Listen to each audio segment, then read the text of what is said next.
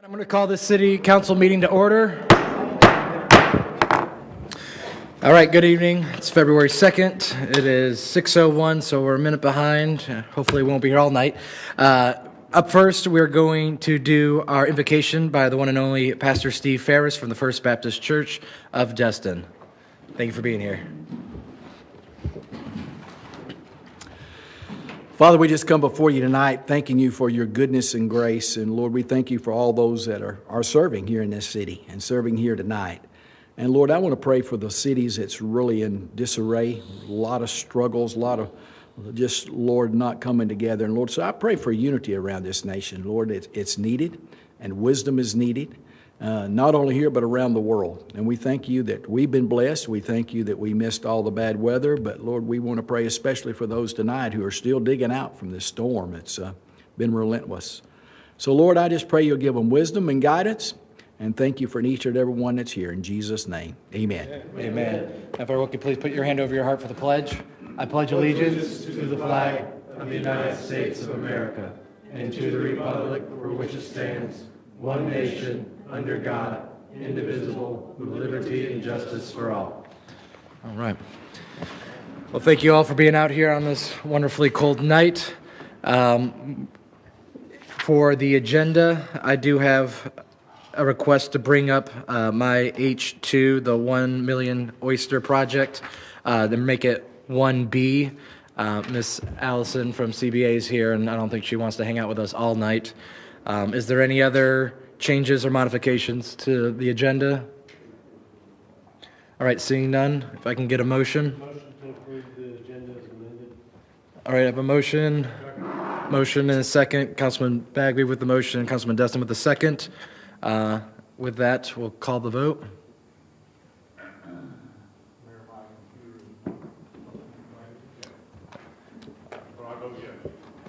Fair enough. All right, for the sake of, there we go. Scared it off. All right, so ayes have it, so moved 4-0. And with that, we'll have our Parks and Recreation Committee annual report.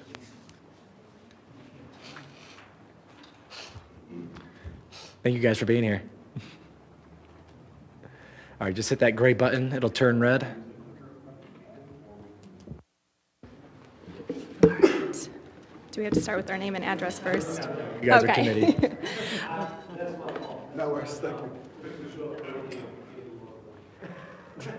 All right.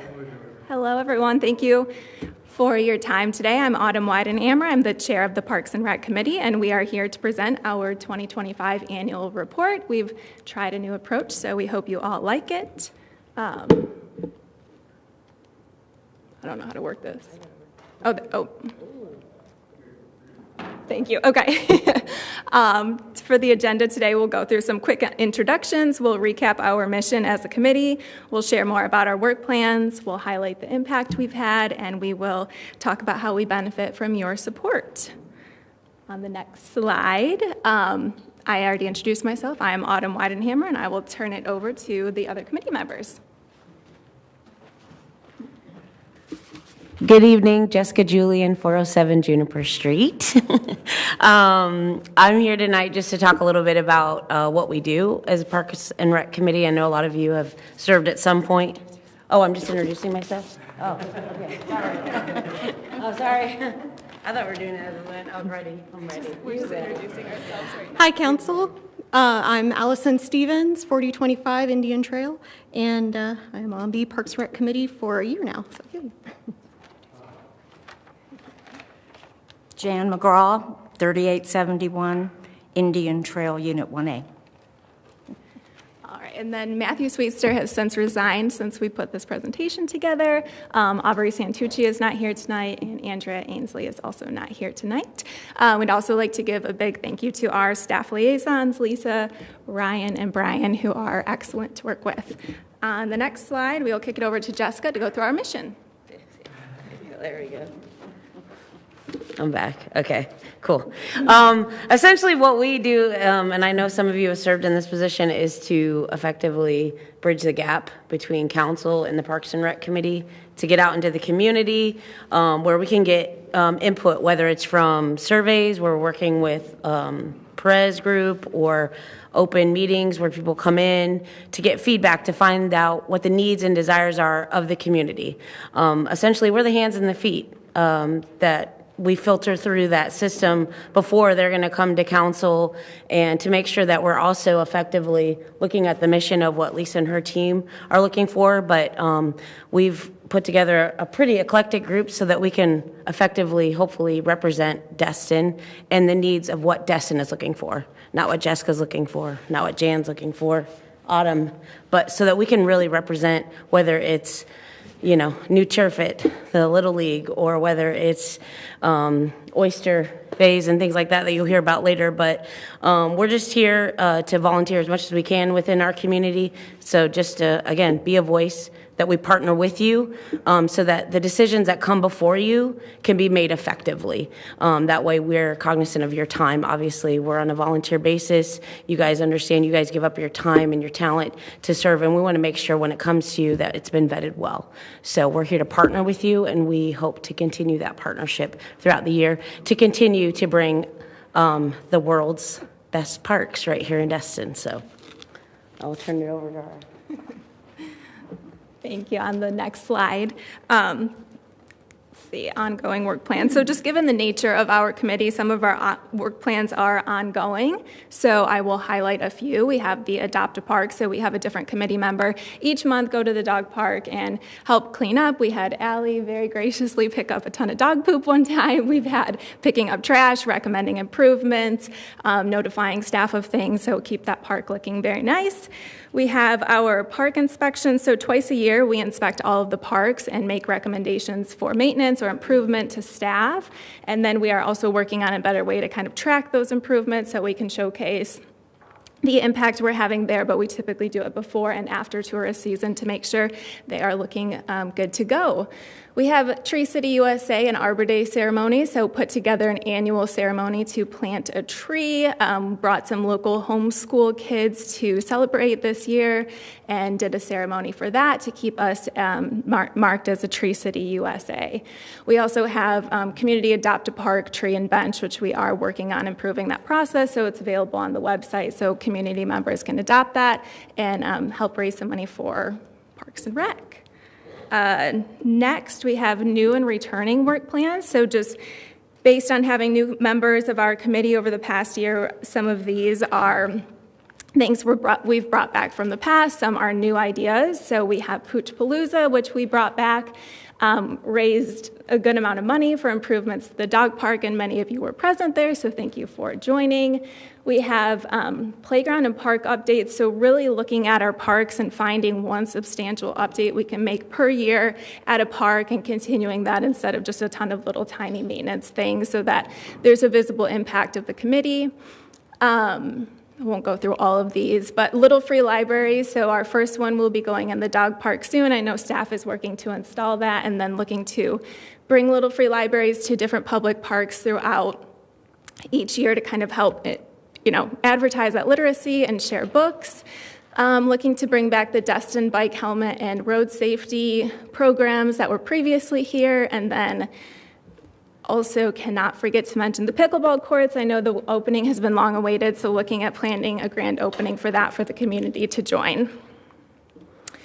On the next slide, we will turn it over to Jan.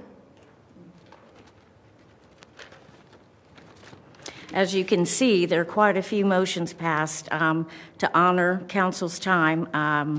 Going to just give 3 highlights, perhaps.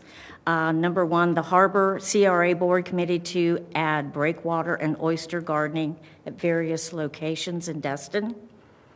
Improvement of Destin Little League artificial turf at Threadgill Park to move forward with FRDAP grants. And moving forward to continued phases with Perez Planning to implement needed improvements at existing parks and visioning for future park projects. Okay.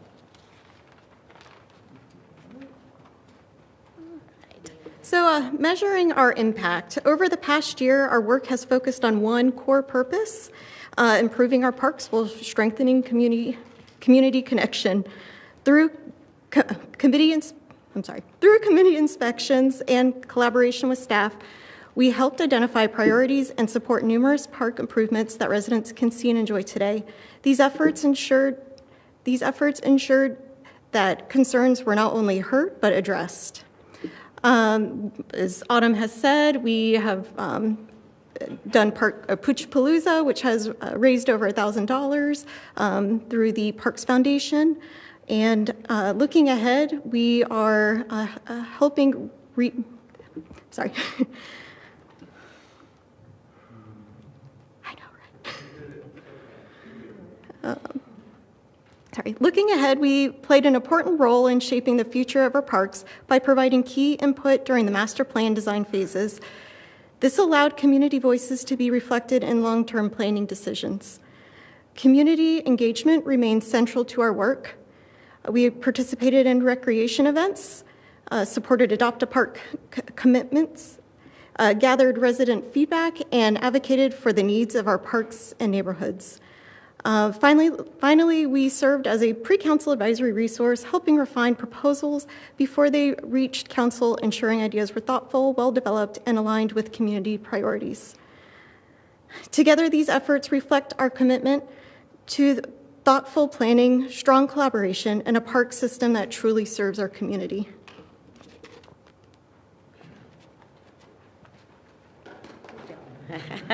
She nailed it, didn't she? She's doing it so great.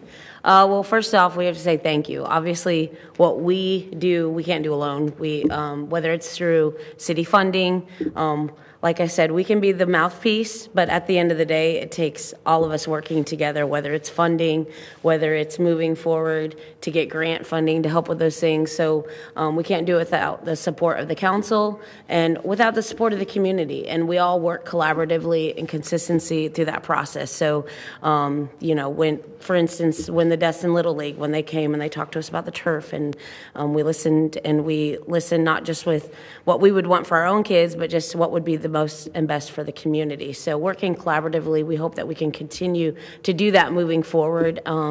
As you can see, we've got an exciting bunch here, so we're willing to put the man hours in and do the work. So just because we love Destin, we love living here just like you guys do, and we want to see that continue to move forward. So as we go forward and we evaluate and have new ideas, which I hope comes out in this next phase, I appreciate the council also looking at that and moving us forward with that, so we can work with Lisa and her team and look at what do we need to build and what do we need to obviously maintain and upkeep and get to where you know, where we can go so we can continue to make Destin great. So we just want to say thank you to the council for your time tonight, for looking this over, and obviously we're here for any questions or anything that you might have that we could try and answer, and if we don't have an answer, we'll get you on for sure. So anybody have any questions?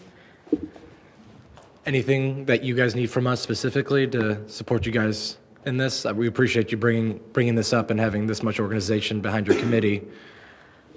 I mean, kind of a loaded question. Yeah, I think it was a level of awareness for one. I think we are looking to make a new process for the annual report, just to share what we've been doing and the impact. I know the beginning of last year sometime, there was some question of whether the committees were valuable or not. So just trying to showcase that there is an impact and that we love volunteering our time to improve the city. So nothing specific at the moment that we need, but just keeping those doors open. Awesome. Yep, go ahead. Great job. Thank y'all for everything you do. The one thing I would ask you to do, maybe at your next committee meeting, is we have a lot of needs and a lot of wants, and everybody has different ideas in this city. To prioritize the 2 or 3 things, we had this conversation with the Harbor CRA Advisory Committee the other night. Everybody wants everything and they want it now. You know, people want a skate park, they want to enlarge the dog park, they want to do turf on the fields, they want to do, you know, there's 40 different idea. You know, I'm a pocket park guy. I'd rather put a little pocket park in every little neighborhood, but everybody has a different idea. If y'all could help us by saying, here are really the 3 things that, you know, if we could get these, and I don't, you know, it could be expand the dog park or the skateboard park, which you won't get my vote for, but that's okay, because it takes more than one. And just tell us, this is where we as a committee, because y'all do, you give more time, probably give as much time as we do. You know, you just do it in one specified area. So I would just ask that y'all help us prioritize our effort going forward. Yeah, I like that But you guys idea. did a great job. You know, you're doing a great job. Thank you. Thank you, sounds good. Yeah.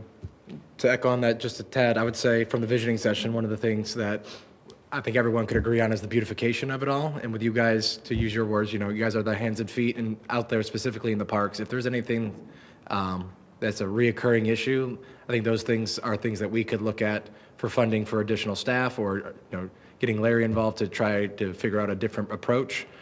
So if there's things that are continually coming up, or things that you feel are maybe an issue at all parks, I think being those eyes and ears and really giving us that grassroots perspective, I think would be huge as well. So thank you. Absolutely, Yeah. thank you. Kevin? Yeah, thank you for the presentation and for being here. I do enjoy the presentation visually and everything. A few highlights for me and comments. I love parks and I love recreation. So there was one mention about recreation registration calendar, an annual thing, a new and returning work plan. So that's an exciting feature. I think that's a new thing. I believe we are over capacity for much of our recreation across the entire city all the time. So I think it would be great to have that aspect be looked at with community involvement to understand the need for all ages, young and old, that use outside, inside facilities, both through city recreation, also through the rental program. So I'm excited to see that option on there. That was Ally's idea, I didn't touch on that Yeah, one. it's So great. if you want to give a Yeah, and highlight, or you're good? yeah, we're, Okay. Just wanted to make sure she got the credit for that. yeah, definitely. I saw her name on there, so I'm excited about that. And like Jim said, you know, there's a lot of big needs all the time, and sometimes they're quick, you know, immediate. Sometimes they can be more in the future. And I think that y'all and us right now have an opportunity to look at the big need of a possible facility, of a recreational facility as a city center, city town, whatever the heck it's going to potentially be called, right? I think that, you know, tonight we're putting onto the street a bid to replace a roof at the community center for approximately $1 million for a roof that was just replaced 12 years ago, you know? And so that also needs another $1 million worth of work to it. So one thing that should be really, I think, focused on is what's that second community center, or that instead of community center, going to look like 2 years from now, 5 years from now, 10 years from now even.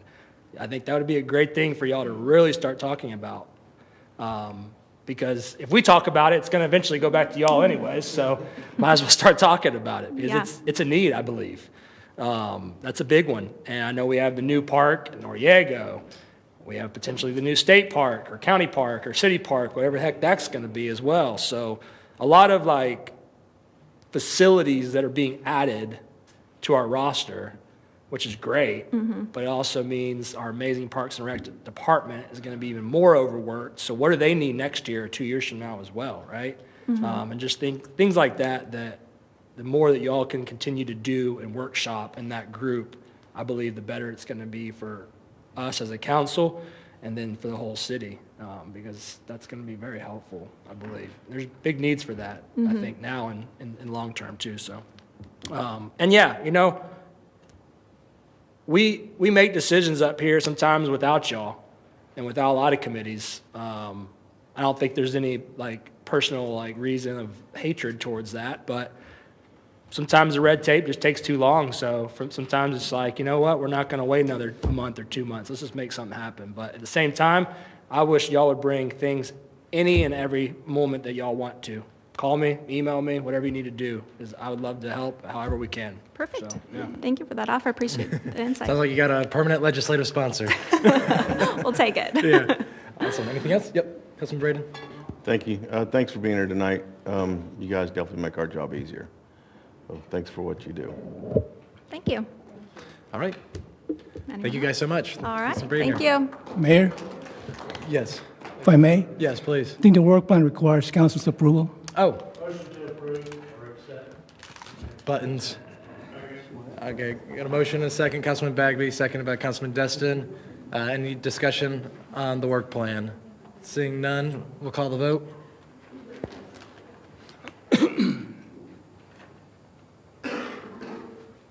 All right, ayes have it 5-0, so moved. All right, Allison. All right, up next is going to be moving 1B up, the 1 million oyster project. So, nice. Yeah, good seeing you again. How's the gumbo? All right, evening, council, mayor. I'm John Stevens, vice chairman of the Harbor and Waterways Board.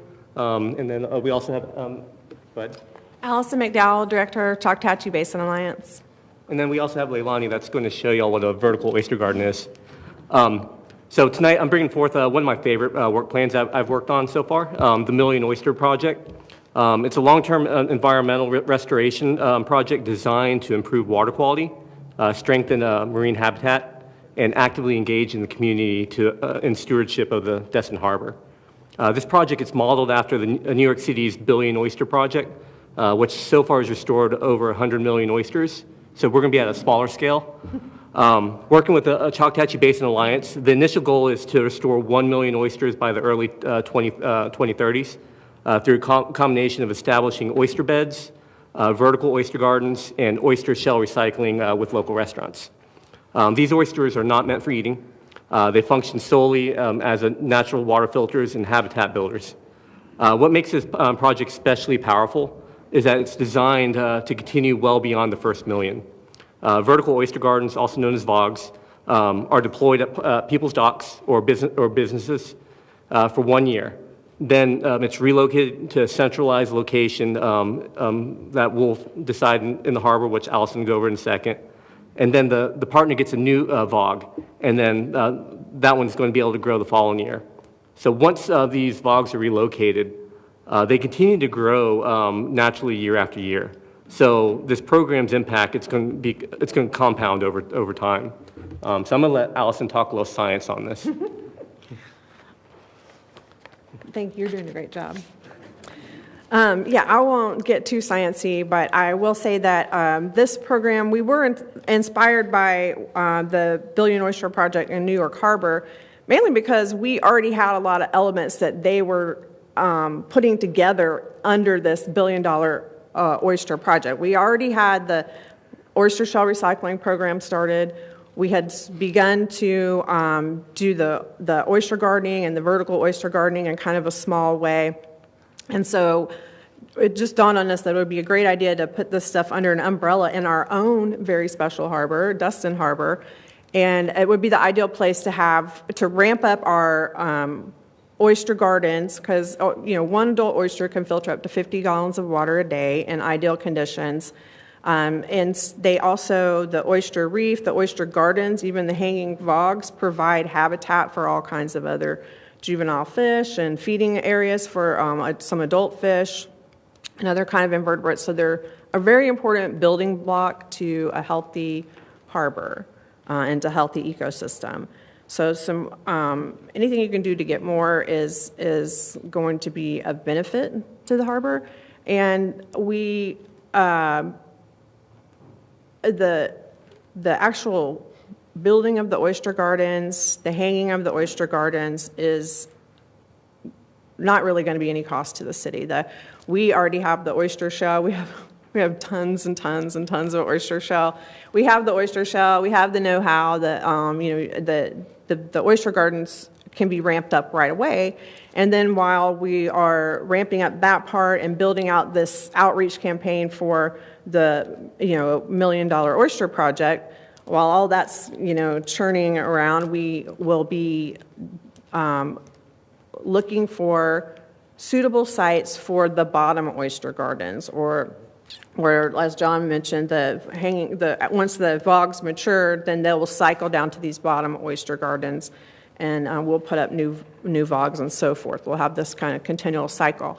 And we already have an oyster habitat suitability model that we put together with Troy State University scientists that tell us where the ideal spots are from an ecological sense for the oyster gardens. And then we need to look at things like recreational and navigational needs and those sort of things. So we're certainly, and access so that we're out of the way.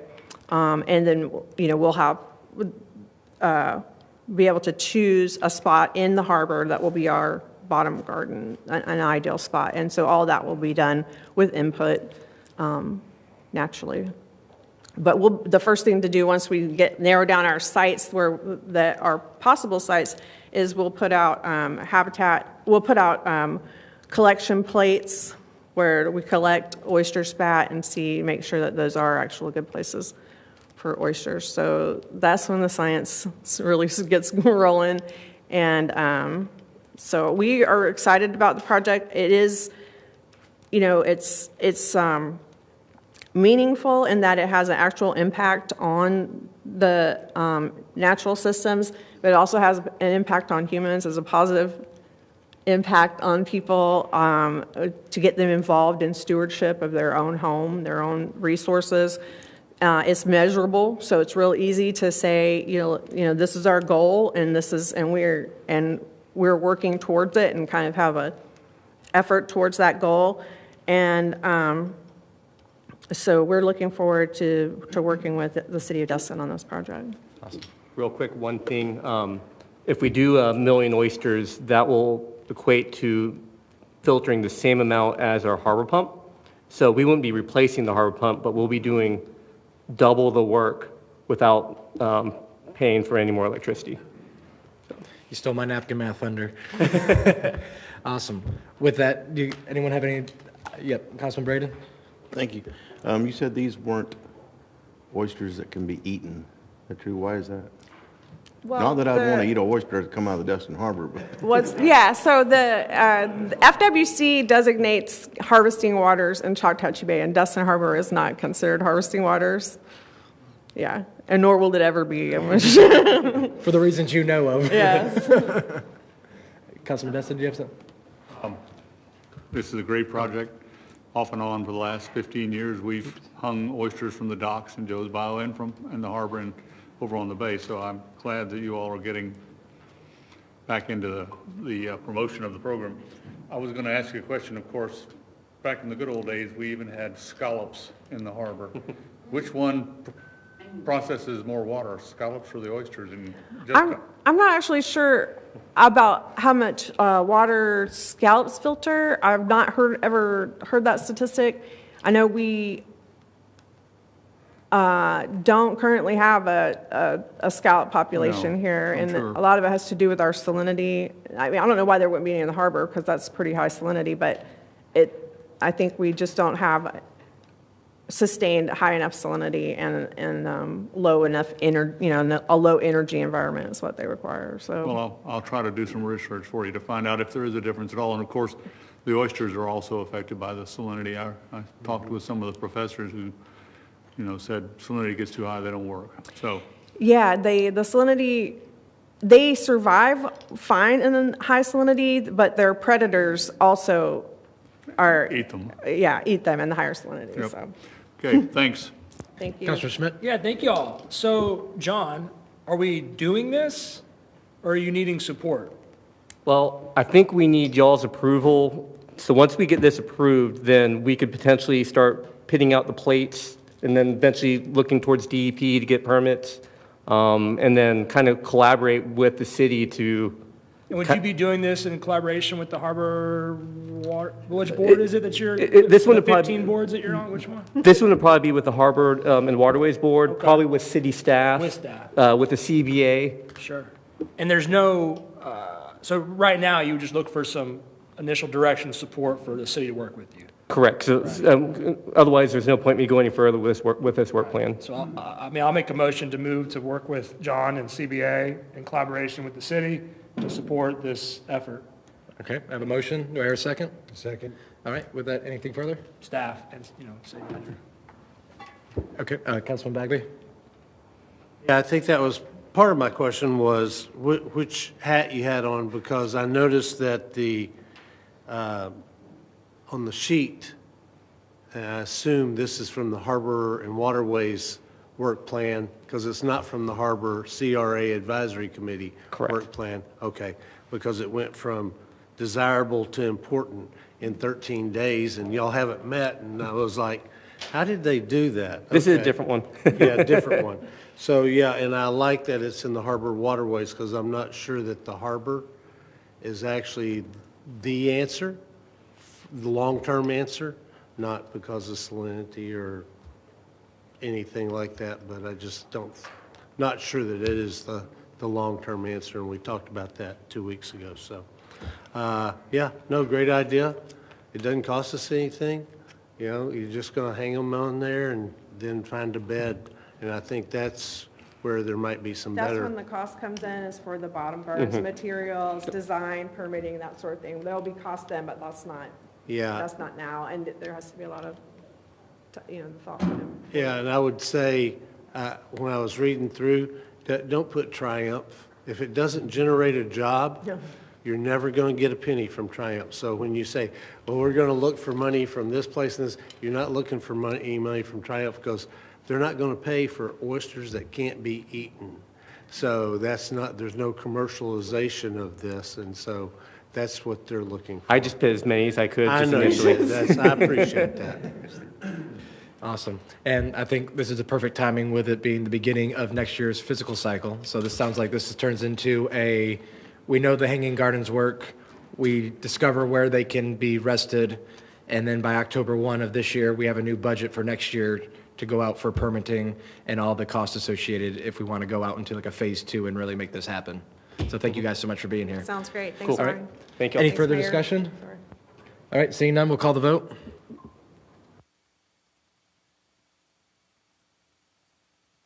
Great job. Thank you guys for being here. All right, ayes have it, so moved, 5-0. All right, public comments. Everyone's jumping up. All right, you want to jump first? Yep, name and address. Hi, Mayor Wagner, City Council members, employees of the City of Destin. Thank you for allowing me to have this moment to speak. My name is David Bateman. I'm a resident at 631 Mountain Drive. I'm an active duty Army, a warrant officer slated to retire within 60 days. I came to introduce myself. I'm looking for new purpose and direction as I enter my new phase of life. I visited here for the first time about 15 years ago. I fell in love with the city. It was the first place I saw the ocean. Since moving back here in 2019, I've gotten my state fire credentials and I've worked part-time as a firefighter. I've attained my local dive master cert at one of the dive shops. I've volunteered persistently at Shoreline Church. I look for every way to give back, and I was recently inspired to apply for one of your open job openings for the City of Destin. I have a submitted application, so if you have any questions and you want to put a name to a face, David Bateman, this is who I am. Thank you for your time. I appreciate it. I appreciate you being here. Thank you for your service. Thank you. All right.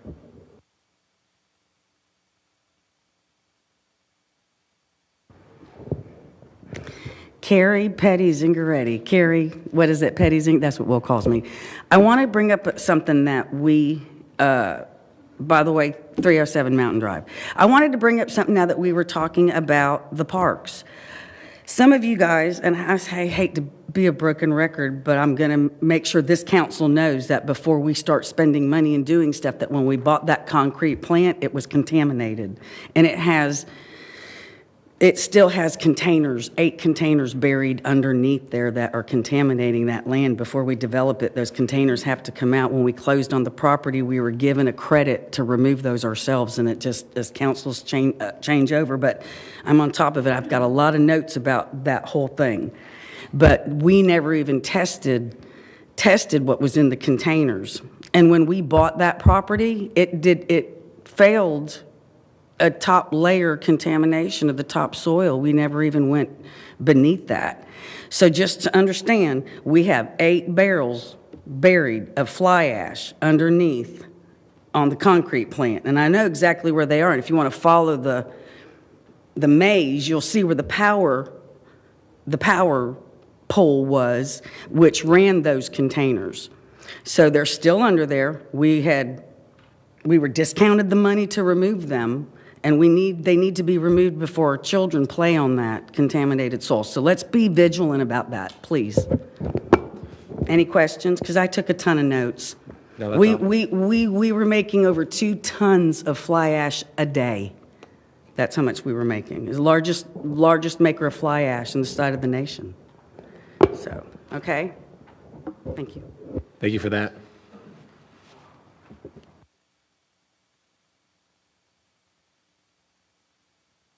Yep, there you go. My name is Ricky Lynn Grant Jr. I'm at 175 Main Street, Destin, Florida, 32541, and I am a licensed real estate agent in the state of Florida trying to become a broker.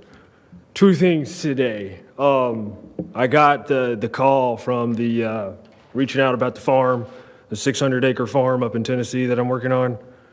It's got a house on it, but I'm trying to think big, $100 million house. So that's the farm. This is 276 acres. I wanted to say this for AI purposes. It was the Moore Farm in 1836, 276 acres, 3.6 million. So that would leave me with like almost 96 million to build the house. So you guys can run with that. Then, you know, obviously the coastal front beach house, and then, you know, maybe a 3-acre parcel in Walton County and on the bay with the fishing boat. Moving on, I need to talk to you about the librarian, because I go in there to use the desktop, right? So there was a little incident with the librarian. She didn't want, I guess I was looking at her a little weird. So, you know, after 6 months of going back and forth on who was looking at who, I said, you know, so we had to get the sheriff involved, and I got trespassed. But that year, whenever you get trespassed, you can't go back for a year. But my year is coming up in May 22nd. The day after I passed the real estate license exam is the day that they finally called the cops.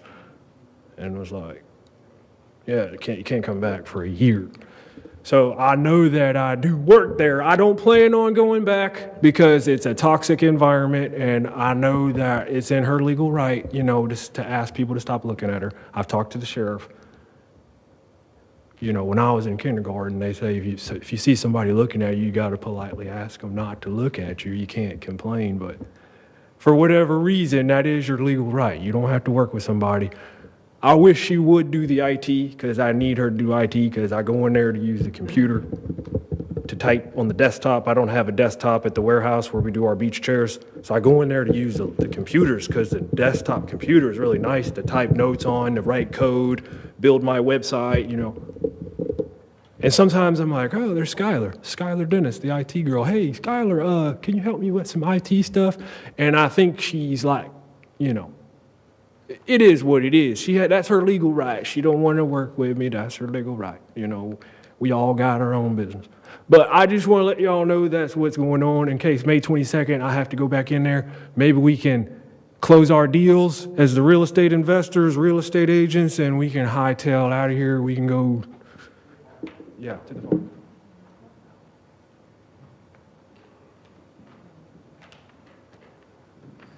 And the button's already on, so just name and address. There you go. Hey, good evening, Mayor, council members. I'm Joe Fitzpatrick. I'm a resident at 3879 Indian Trail, and I also own the adjacent parcel to Indian Trail. I want to make a brief statement this evening to note the ongoing drainage issues that occur on my parcel. They're not hypothetical. They've been documented, vetted, and fully identified. They continue to place a significant burden on the property. Despite the significant value and demand for waterfront land in Destin, these conditions have materially impacted this parcel's usability and marketability for an extended period of time. I also noted that stormwater abatement's on the agenda this evening. These conditions impacting my property fall squarely in that category and are consistent with areas identified in city planning documents. I appreciate council's focus on these matters, and I felt it was important to just raise them in that context. this evening. That said, I'm encouraged by the recent engagement with city leadership and remain optimistic that at an executive level, there's an opportunity for clarity, direction, and momentum toward a timely and practical resolution. I appreciate your time and attention, and I look forward to providing additional updates as necessary. Thank you. Thank you for being here. All right.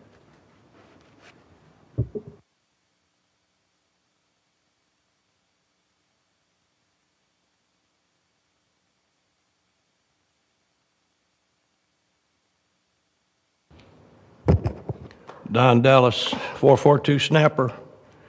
I had Ray pass out a couple of these to y'all. This is how most streets in Destin look. They've got deep swells. They've got concrete underneath the driveways and pipe. They got drains, big nice drains at the end of the street to catch all the water to keep the neighbors from flooding. That doesn't happen at my house. I don't care where you go around Destin, any place, they got this stuff. Behind my house, we're at the low spot. I've been telling y'all for about 4 years. Still getting flooding, okay, in my garage. Not all the bedding has to be done. It wasn't done. 2017, they did that. They were supposed to do my street also for some reason. Run out of money, whatever. They didn't do it. They still hadn't done it. I had swells put in. Thank you, sir. And some drains in the driveway to help out on city property. I gave city a bid on it, not my bid, a contractor bid. It said 24 inches deep. So I'm out of town. I get a call. Somebody called the city and said, oh, that's too deep. So they made my contractor come back and fill them up we made them 15 instead of 16 inches. Okay, so I measured, the next street over on Benning. I measured by the daycare. That one by the daycare is 4 feet deep. The neighbors behind me, half of Benning is minimum 21 inches, up to 36 inches. I've done all that. I've done it 2 or 3 times. This deal there comes from the Northwest Florida Daily News, 2017. Drainage projects wrapping up in Destin. They didn't do mine. This is from the city. It says City of Destin Public Works Department, Destin, Florida, official website. The Destin Public Works Department is responsible for maintaining city infrastructure and public spaces, including streets, storm sewers, grounds, facilities, yada, yada. It says stormwater management. The department manages stormwater systems and ensure compliance with stormwater regulations, including maintenance and swells to prevent flooding.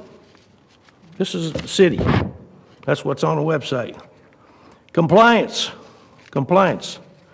Public Works ensures compliance with regulations related to public works, such as the National Pollutant Discharge Eliminating System, NPDES, and the Municipal Separate Water Sewer System, MS4. Okay?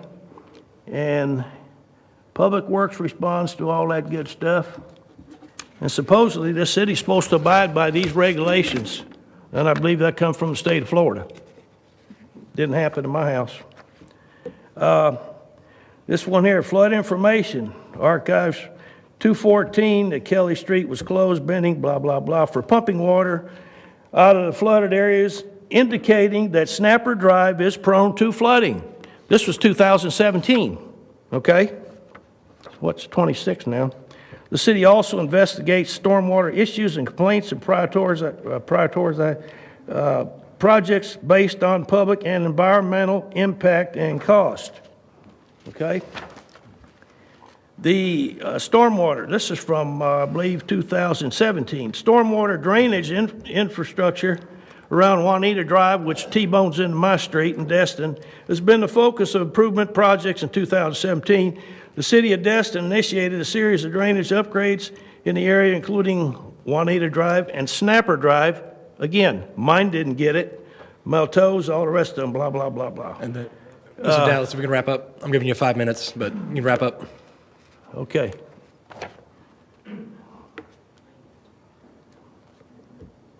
All right, two more things. Mayor. Jump on in. I got you.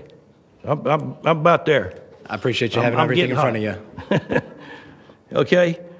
And I read about, it says, I asked the city, I said, the city of Destin on the computer, are they responsible for flooding of my property? The answer, yes. Flooding street runoff in Destin likely falls under NPDES. Under this permit, the city is required to maintain and manage public stormwater sewage infrastructure, blah, blah, blah. Okay, and this is the last one. 2 seconds. Well, a little longer than that. You know me. I don't do 2 seconds good. As of August 3rd, 2025, it appears that Stage 2 of Snapper Drive flooding improvements in Destin is likely either completed or has been incorporated into broader storm water management initiatives. Okay? So I notice there's something on the agenda today, and hopefully this is part of it. I hope and pray it is, because I'm tired of flapping my gums up here. I know y'all tired of hearing me, but it's got to be fixed. You know, y'all flood my property. Take some money from building whatever you're going to build next and fix our street. That's all I ask. Thank you. Thank you, sir. Anyone else? All right, seeing none, we'll close the public comments and we'll get into the consent agenda. Do I have a motion for the consent? Y'all hit your buttons. All right, motion by Councilman Destin, seconded by Councilman Bagby for the consent. Any discussion? Seeing none, we'll call the vote.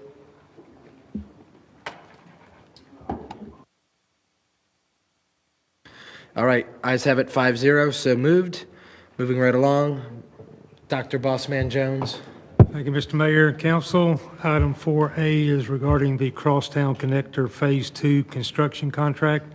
If you recall, at the last meeting, we awarded the bid to C.W. Roberts for $5,642,445.10. So this contract is for that amount with C.W. Roberts to perform the work as laid out in the bid documents. Request your approval. All right, with that, do I hear a motion? Mayor, I move that the City Council approve the contract with CWR for RFB 25-17-CM and direct the city manager to execute the contract and issue a notice to proceed. All right, I a believe motion. there was a change in the contract.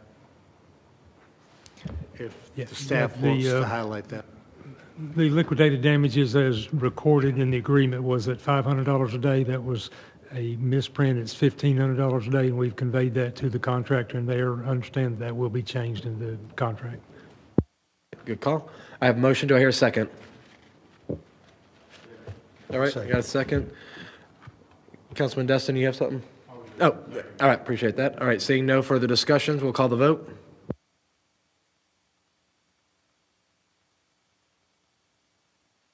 All right, ayes have it, so moved, 5-0. Is that the last thing for the Crosstown? I'm sorry?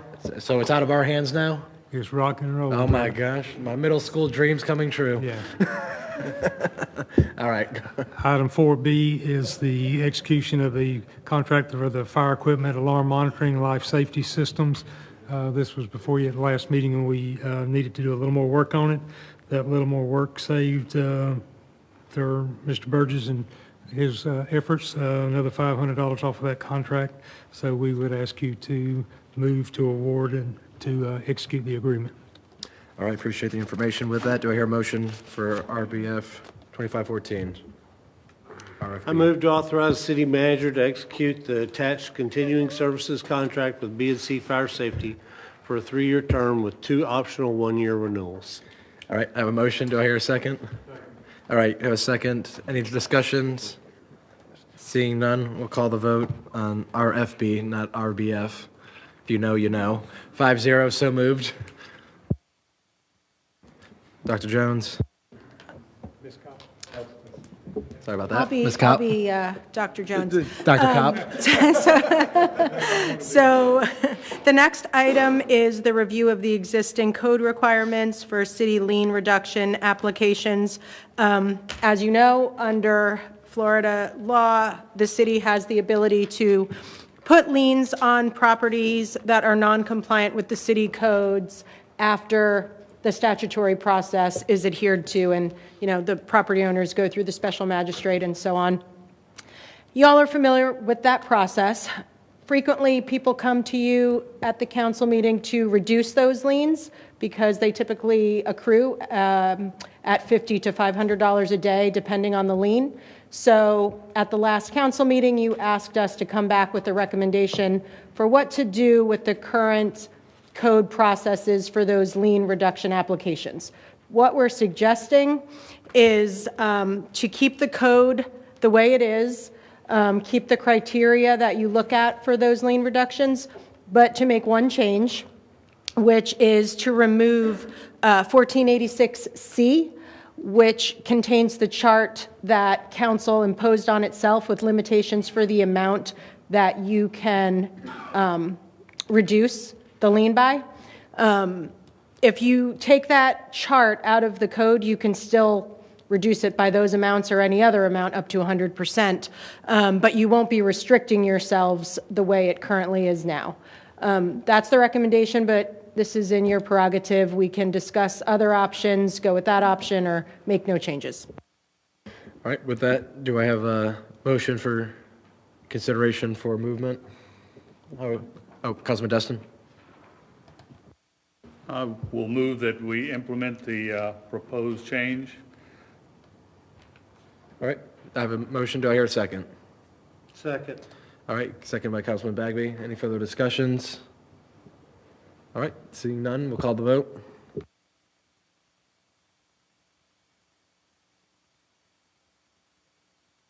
All right, ayes have it 4-1, so moved. City manager is letting me go twice in a row here. So the next item is the proposed city-county interlocal for the state park adjacent to Noriega Point Park.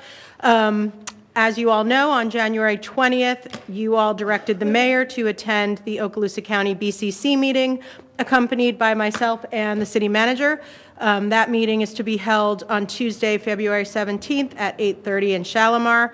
And the purpose of the mayor's attendance was to request the county's support for a proposed interlocal that recognizes collaboration between the city of Destin and the county for future development of the newly acquired state park adjacent to Noriega Point.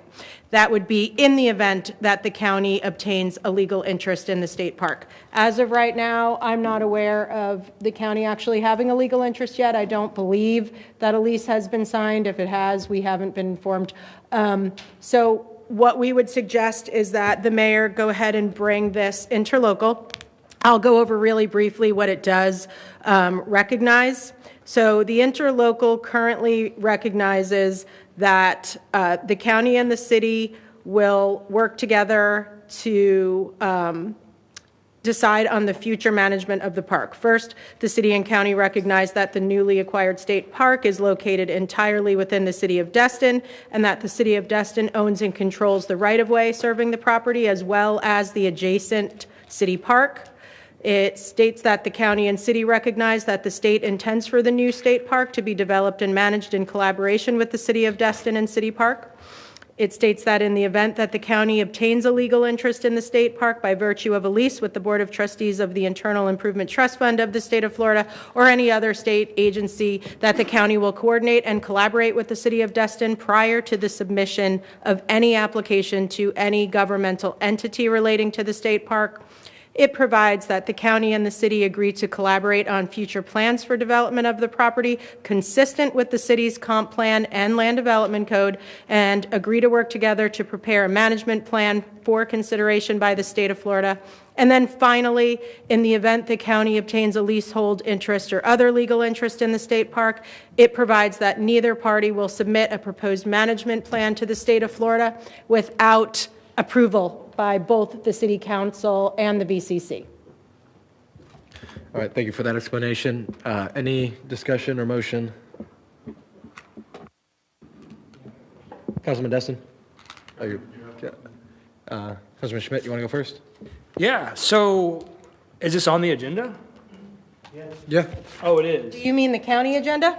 Yes, the county agenda. Okay, so we have requested that. I was like, I knew what he meant. okay? I will be your interpreter. Now, we did request of the county attorney that it be put on the agenda. She indicated to me that she had no reason to believe it wouldn't be added, but it was going through the process. So I do not have it confirmed yet, but hopefully soon. And your plan, if it gets on the agenda, is To follow the hopefully council have wishes. Conversation with them, or just No, it would just you're gonna get a be, 5-minute discussion, and then they're just gonna.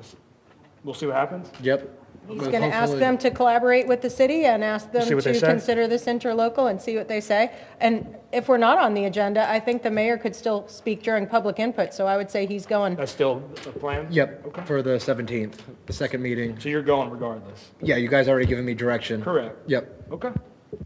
So this, When the direction was given, we did not have an interlocal prepared. So this is just follow-up, going along with your direction. Here's an interlocal if you want us to take this specifically. If not, the mayor can just talk generally. yep, this gives me a little bit more than a vocal words to talk about. This gives them something to at least deliberate on. All right. Mayor, yes. I'll make a motion that we approve the proposed interlocal agreement. In your presentation, I would also ask the city manager to instruct our public information officer to put this on the appropriate public devices and to contact up the affected parties, such as our folks who, I think have an association or something like that over on Holiday Isle. In the works. Thank you. They have. I'll make that part of the motion so that we make sure people understand this is going forward. And I'd only comment that it's a proposed interlocal agreement. Usually interlocal agreements are negotiated between the interlocal groups, and I'm sure the county would be happy to suggest changes if they have them, and we'll address those when we get to them. Awesome. So I got a motion. I have a second by Councilman Schmidt. Councilman Guile, do you have anything? Saw your name. I was just going to say, if you think it's going to get controversial loud, I'd be happy to go with you. Listen, I would love a good cop, bad cop scenario. Awesome. Seeing no further discussions, I'll call the vote.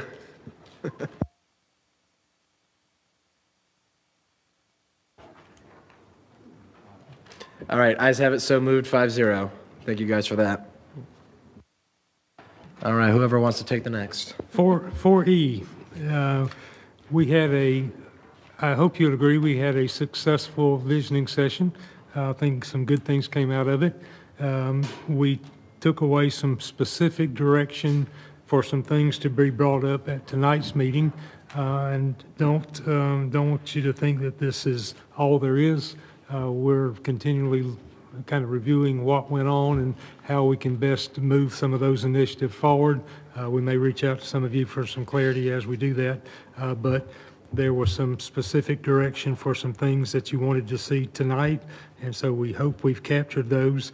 If we missed anything, please don't hesitate to raise your hand and say next. But the first thing that was the city council representatives to the local and regional committees. We had a list that you had before you there, and there were some suggested changes to it, but of course we couldn't take any action, so that would be before you tonight. And since then, we found a little more information that you should have before you in a document that has some red print to the left side of that document. But if we start with the Economic Development Council, the Policy Board, Councilmember Schmidt is currently the primary, and he indicated that he would like to be replaced in that role. But once we did a little checking, the mayor is still considered in that role as far as the Economic Development Council is concerned. So we probably don't need any action to appoint him to that if the mayor is willing to continue and the board and council wish him to. And either Ms. Hebert is currently the alternate. So that would be where we would leave that unless you want to take some different action. I'm happy to jump back in. I guess I was never off, but I was definitely off in my head. But I'm happy to jump back into that unless anyone else has a strong desire. Those times work. It's typically 3:30, I think on a Tuesday. So those ones is typically mornings that I was having some issues with some of these other committees with. But I'm happy to unless someone has a dying urge. I'll make a motion to remove Kevin Schmidt as the primary and put Bobby Wagner, the mayor, as the primary. You shouldn't have. All right, I have a motion. Do I hear a second? Oh, gee, thanks. Can I abstain? I'm just kidding. No, I'm happy to take it. All right, so any If I further may? discussion? Yes. Currently, they have Councilmember Abear as the alternate. Do you want her to stay the alternate? Keep her, yeah, and then if she wants to take the main primary slot, then we can have her do that at the next meeting. No? Okay, shaking her head no. All right, so without further discussion, I'll volunteer myself for another free position. We'll call the vote. Oh, no, thank you, guys. I love this. All right, what's Well, next? you're going to love the next one, too. Oh, sir. fantastic. Similar situation, we indicated Miss Abear was the primary, which she wished to not be. But again, from the Northwest Florida League of Cities, they indicate that the mayor was continuing as the primary, and I believe was the voted first vice president. Yeah, so I think that might have been a misprint, or I felt like that might have been the Okaloosa League of Cities versus Northwest Florida League of Cities. But yeah, I'm in line to be the president here in the next 5 months, so I would definitely appreciate to stay on that board. And then Ms. Abear, I believe, agreed to serve as the alternate on that. All right, so do I have a motion? Appreciate that. Do I have a second to keep me as primary? Let's do it. All right, me as primary, Abear as secondary. We'll call the vote. All right, I'm done volunteering. It's everyone else's turn now. Regarding the Okaloosa Walton TPO, there, Mr. Mayor. I am the chair right now, so I would appreciate to stay on there for one more go around, and then someone else can have it. So it's our understanding that we also have another primary that's a voting Correct. We member? do have two. And then so we need another primary and then an alternate for the Okaloosa Walton TPO. Was Miss Abear was she okay doing that? I think she has to be removed. Oh, did she? Oh. Yes, sir. Smart. Mayor? Mayor? Yes. For this one, they have Councilmember Abear as the alternate. Do you want either? We get two plus an alternate is how we need to Two be framed. primary? Correct. We had and two then voters. An alternate. Yes. Do you have a primary and an alternate, so you could? And in full transparency, I think how we've done the secondary is when it's an important vote, a lot of the times it's housekeeping, and there's probably two of the, let's call it every other month, 2 of the 6 meetings are where items get passed and priorities get listed, and I think that's how we've always, it seems to be in our attendance. We show up when it matters, and then I'm there to kind of keep a pulse on everything. Not that that's our direction, but if anyone wants to take the secondary, it's definitely one of the ones that has more pots of money to go and collect. But that's all I got to report on. Was that one that Sandy Tremble said she wanted to be a part of? I can't remember. I thought she said something like that. She used to serve on it. I would make her the other primary. Okay. Probably the most important, even more important than TDC, to be honest with you. Yeah. Is our primary positions on the TPO, because they do influence a lot of the money that comes to this community. So Yeah. I'll make a motion to have Sandy be the other primary. Second? All right. Third? Do we, and then keep Abear as alternate for now, just for their points? Yep. All right. All right, so I have a motion and second for me, Sandy, and Abear. We'll call the vote.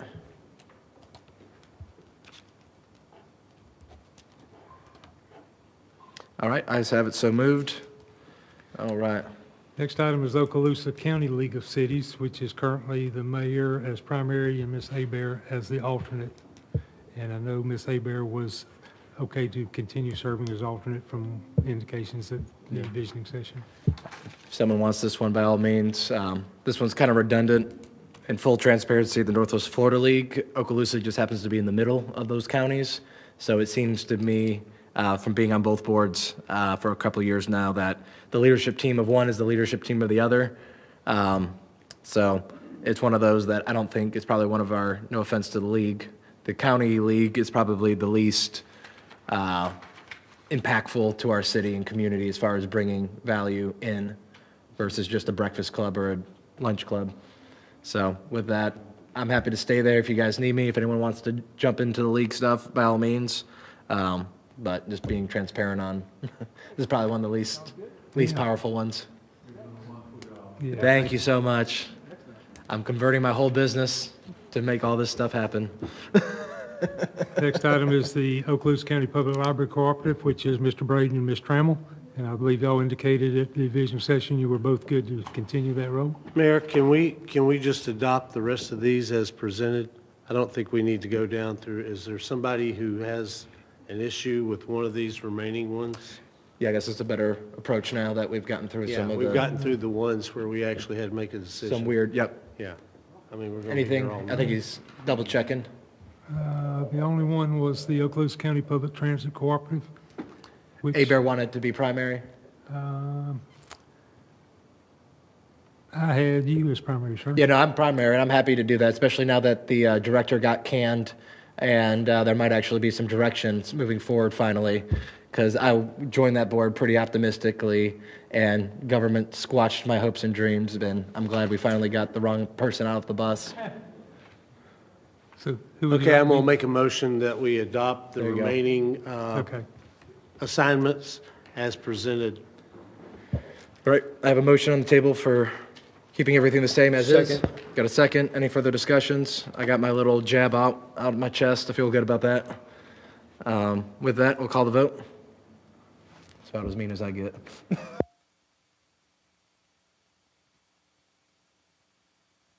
All right, ayes have it, so moved. That's the old one? I'm assuming you guys aren't going to want anything, so. All right. All right. Ray, call the vote. I'm not bad. I got a little excited for you. All right, ayes have it, so moved now. All right. Funding summary, information only. Next item, we presented with you a list of dollar amounts that are in different funds, totaling about $17.493 million. Mr. Destin asked that we bring a little more detail to what govern those funds. So we've provided that to you either by ordinance, by statute, or by resolution. Collectively, what needs to happen if you want to reallocate any of those funds. Some of them can be, some of them can't be. So we hope we've offered a little more clarity to that. And we wanted to bring that to your attention. I'm not sure that there's any action unless one of you has something, recommendation. But I know that next 2 or 3 of the items dealt with some funding. So we want to make sure you had this information before we move forward into the Mr. Giles' 3 potential. So I got Councilman Schmidt up first. Yeah, my only comment was I'm going to make a motion to send this list to the Harbor CRA, Town Center CRA, Parks and Rec, and Public Works Committee at their next meetings to get their feedback on the funding source items and have them just start discussing these as well. All right, I have a motion for committee discussion. Second. Got a second? Any further discussion? Seeing none, we'll call the vote.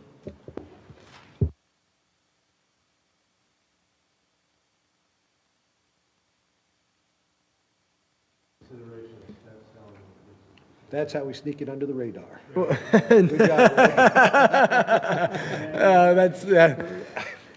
So that motion, for the record, is for Councilman Schmidt's motion to bring the available funding summary to the majority of the committees for consideration. Good job, Ray, we got it done. Yeah, there we go. Staff's just got a bonus. All right, you good with that, Ray? Okay, none of my said. All right, any other discussions on the available summary before we move on? All right, seeing none. All right. So the next three items belong to Commissioner, sorry. Councilmember Guile. We voted, hold on. Oh, I'm sorry. Ray, would you like us to waive this, or? I just voted. Okay, all right, he's got to make his minutes now. So we're voting again? No, I think Ray's going to cancel it and just make a note in his minutes. If I'm reading his mind correctly. All right, while he's doing that, all right, Larry. Next three items were at the request of Mr. Guile, and I will hand off to him for A, B, and C. Well, I appreciate you, but we already snuck item A, 2A, under the radar, so that one's taken care of. I'll move straight to 2B. No, we'll go back to 2A. I would like to make a motion that staff bring back the cost to the city and the origin of the money for all staff members to have a 1%, 2%, and 3% raise for council to review. All right, I have a motion on the floor. Do I hear a second? Second. All right, with a second, any discussions, concerns, considerations? I'm seeing a bunch of head nods. Councilman Destin? Yeah, I'll. No, Bagby? I'm sorry, I hadn't. Whichever one. You guys are both jumping. We have a process for this. And so I'm trying to figure out why we would be doing this mid-year. So if you could explain to me what the genesis of this is, that would help me, because, as Mr. Schmidt pointed out, it won't be 700,000, but we've increased probably 400,000, the amount on staff compensation since we approved the budget. And so I'm just trying to figure out the genesis here. There's a couple. One, we have excess money in the budget. Two, we just forced an insurance on, or retirement, FRS? Retirement. And that retirement deducts approximately 9% out of the annual paycheck. Is that correct, Crystal? Yes, sir, that's correct. 6.2% to Social Security and 3% to FRS. So since there's that additional burden that's been placed on some of the members, and we have the excess, I felt that it was a need to at least evaluate to see if it was feasible. Okay, so I will probably vote against this. And here's my rationale. They got a COLA. Number one, not all the people, not all the staff selected FRS and Social Security. So to say a COLA is, we're going to give to everybody, then you are disadvantaging those who basically said, no, I'm going to keep the same system. Number two, my understanding is, as against state statute, for us to backfill with a COLA, the additional cost for switching to the FRS Social Security system.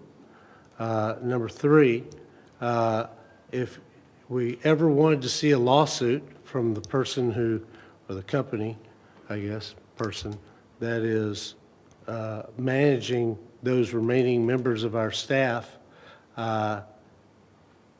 or their retirement system, not managing the staff members. This would be a perfect recipe to do that, because besides being in violation potentially of the state statute, we would basically be underwriting the action that our staff took on their own. And finally, I think we were crystal clear on the costs to every staff member, and they still, I think 70, how many, Jamie? 73. 73, still decided that the long-term gain was outweighed the short-term thing, the short-term pain of switching to FRS and Social Security. I just, And I'm not saying that, we just did a staff study, compensation study in 2023, I believe, 22, but we put it in the 24 budget. So, and so we are competitive salary-wise to all our neighbors. And usually you do those about every 5 years, just make sure we've gotten COLAs, we've gotten merit increases every year. I don't see the need to do that, particularly if one of the underlying motivations is because we switched to FRS, Social Security, and the other one is because there's money available. I don't know. Just like there's a cost. Our number one cost is our personnel, and it should be, but I'm just not prepared to do this at this time. All right, Councilman Destin. Yeah, I would echo most of those thoughts. And it's not like we have taken money away by switching to FRS in the long run. It's something the employees supported and which will give them just compensation. The other thing is this kind of action would be appropriately taken during the budgetary cycle, and just to do it in the, in the middle with, as best I can tell, no rationale, just runs contrary to the way we're supposed to do things during the budget. And finally, the fact that we have some money left over doesn't mean it's surplus and should be spent at that moment without some good, serious contemplation. So I would not be able to support this either. Well, and I hope everyone realizes this is just a motion for staff to bring back. It's not for us to increase raises. It's for us to get information, for them to bring it back to us, and us to make a decision in the future. Thank you for that. Councilman Schmidt? Yeah, just a couple questions. Mr. Bagby, we have a process, you said. Are you referring to the budget process? You said we have a process Well, for we have a this personnel compensation process also. to give them COLAs. raises, Yes. COLA, Yeah. but not like what he's saying. Right. Okay, I just want to make sure. And then you're wanting to bring back a staff like report of what it would cost to have 1%, 2%, 3% increases to staff salaries. Is that what? Correct, and where the money would come from. Okay. I mean, I'll support it tonight. We've heard that all of our staff loves working with the city of Destin. I think we've heard that a lot from different people at different meetings recently. But we lose employees still.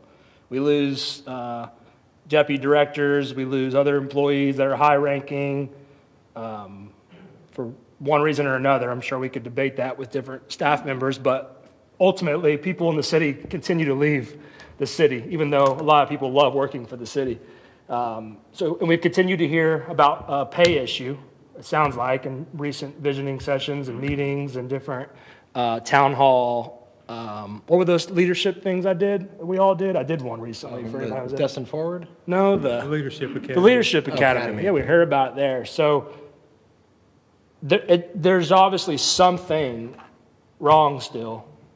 And, if we're just going to get some information about what it's going to cost to potentially increase them, it's February. So the budget cycle, even though I feel like we just finished it, it'll be here before we know it. So, I don't see a problem with getting a head start on collecting some data, and it's not going to be implemented maybe until the budget's taken place. So I don't see a reason not to at least get some information. So I'll support that. All right. Yep, Councilman Destin. It appears that the motion is not being modified to say that the implementation wouldn't be till the budgetary process in August, or is it?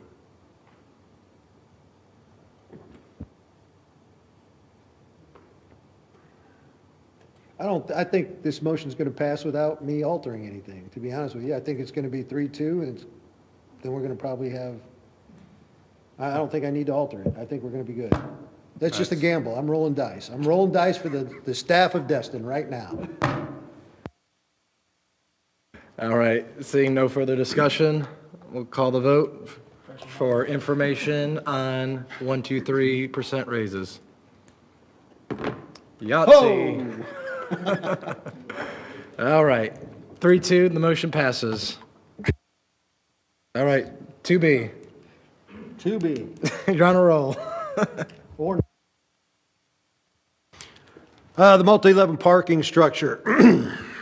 Previous city engineer came back with a plan, Ryan, came back with a plan to do a multi-level right there at Seibert and Zerby, is that correct? So what I would like to see is make a motion that staff at least come back with what it would take to do the first level, to clear that parking lot, prepare the first level as if we were going to progress to the second or third level in the future, but at least generate something cost-wise that tells us what it would take to get the first level of that parking lot implemented. And I got a motion and a second, just for that's behind the community center?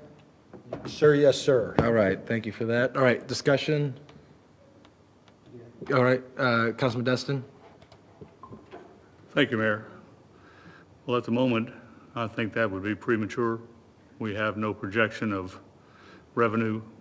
We have no solid projection of what we're going to do in the area, as referred to earlier by Mr. Schmidt and various discussions in the past. We're not sure town center there, here, where it might be. So I would say, in addition to the fact that we can't even fill the surface lots we have down there, I would think a more appropriate direction to go would be to try to figure out why our surface lots are not being filled up, and to wait to build the first floor of what may be a multi-story garage until we have answers to the other questions about revenue stream and where we are going. So if this motion goes forward, and we're taking steps without really having answers to the foundational questions that we need. Councilman Bagby? Thank you, Mayor. I just need some clarity here. To what level is this a go out and ask an engineer what they think it would cost to build a multi-level parking garage, i.e. the infrastructure, the footers, the pilings, whatever we're going to put it on, and just to construct the first level, and it's kind of his swag, or get a couple of engineers to do that? Or are we actually talking about developing plans so that the substructure would support a multi-level parking garage? I'm just trying to figure out how accurate your request for the staff to be is. It's my understanding we already have plans generated for that first level, correct? We already have, didn't Ryan already generate the structural foundation, the footing, the columns, the pilasters, everything that would be required to go 3 stories to support those columns and pilasters? Unless there's a pretty map, I've seen it. Yeah, so I think I've that's seen a already map, there. but I haven't seen plans, so I'm just asking. I think we already have something like that generated. I'm And not what sure. I'm trying Robert, to have you find seen any of out those plans? is what it would cost to implement just that first floor, and if we decided to go 2 or 3 later. Yeah, from my understanding, there's not a set of plans, it's just a 3D rendering. Yeah, I saw okay, I'm not something. voting for that. I saw something in his office, so it Okay. wasn't left behind? I will have to look. Well- This is the first I'm hearing of it, so. If you'll give us a chance, we'll take a look at that. And if it's there, we'll certainly present it to council. All right. Councilman Schmidt? Don't we have some on plan, Michael, already to consolidate those parking lots? Or where did I hear that recently, that we're still trying to take a stab at that? In our 5-year capital improvement plan, we do have, I believe it's slated for FY27, the consolidation of those 3 lots, 2 of which right now are being occupied by our undergrounding contractor, but once they're finished with their work, if council approves, we could move forward with that. But that would simply be preparing a base, asphalt, and the stormwater management for consolidating those 3 lots. Okay. Maybe we can continue this one for a future meeting, then, maybe. Yeah, I'm willing to postpone this to a future meeting till we can investigate whether, if there are actually plans and the consolidation. All right. Thank you. So the motion's withdrawn, and we'll move on to C. I see. I would like to make a motion that, Jesus Christ, I just dropped $100. I'll find it in a second. I'd like to make a motion that we get with Mr. Burgess and find out what he needs for more stormwater abatement, especially on Snapper Drive, or any other programs he has going on, to make sure that he is fully supported in the stormwater abatement process. Or motion second?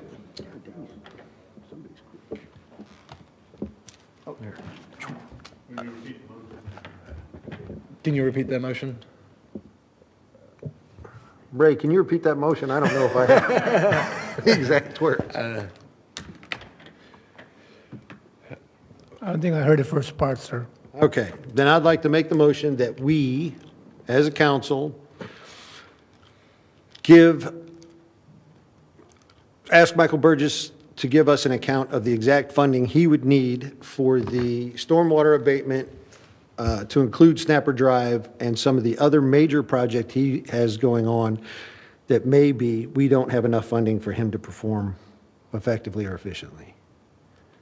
All right. We're just asking for a report from Michael. Correct. Correct. All right, I got a second by Councilman Braden. Councilor Guile, I'm sorry to interrupt, but I won't be here for the next council meeting. Can we do that in March? Sir, I am here to make you happy, whatever it takes. If it's March, then it's March. I'm very proud of that, sir, and I appreciate it. All right, Councilman Braden, anything just further? Thank you, Mayor. Just more for staff.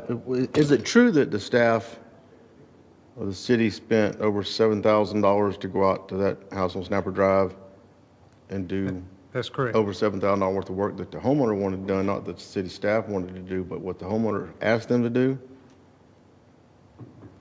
We were prepared to do some work. Mr. Dulles provided us a plan that he and the contractor developed, and that's what was implemented, and we paid for it. It was, I believe, $7,600 or somewhere in that neighborhood. Yes, sir. And that didn't work, so now it's, I guess we're wanting to move on to Plan B? Where Plan A is apparently not to where Mr. Dulles wants it to be, so we don't have a Plan B, except a major plan that was implemented, was designed some years back, but it was a several $100,000 plan. And the swells that he mentioned, referred to earlier, is just, say, 15 inches deep, but some of the swells are 4 feet deep around town. Is it because of the area between the sidewalk and the road, or why is that? I know that those particular swales, I can't speak to others, but I'm sure our engineer would be glad to, but was on site with them, that the slide slopes were too steep to get the depth that they had indicated they wanted, the 30 inches or whatever that number was. And so, and I'll ask Robert to pitch in, but am I saying that right, Mr. Engineer? Yes, sir. So we couldn't get anything deeper than the 15, 16 inches because of the front slope and the back slope. So if he wants it 4 feet deep, can we make it 4 feet deep and put all the liability on him?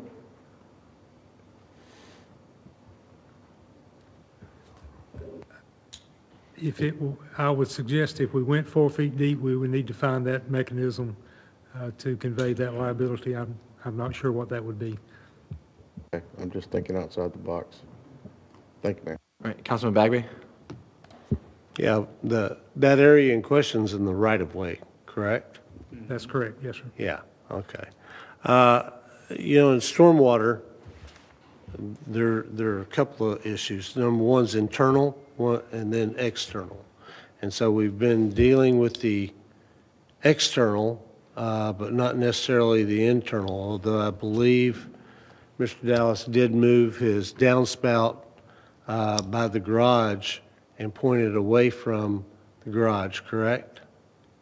Because I looked at the surface area of his roof, and there's a lot of water coming off that roof, unlike a lot of roofs in this community where you have pitches and you have different eaves and things like that. His is,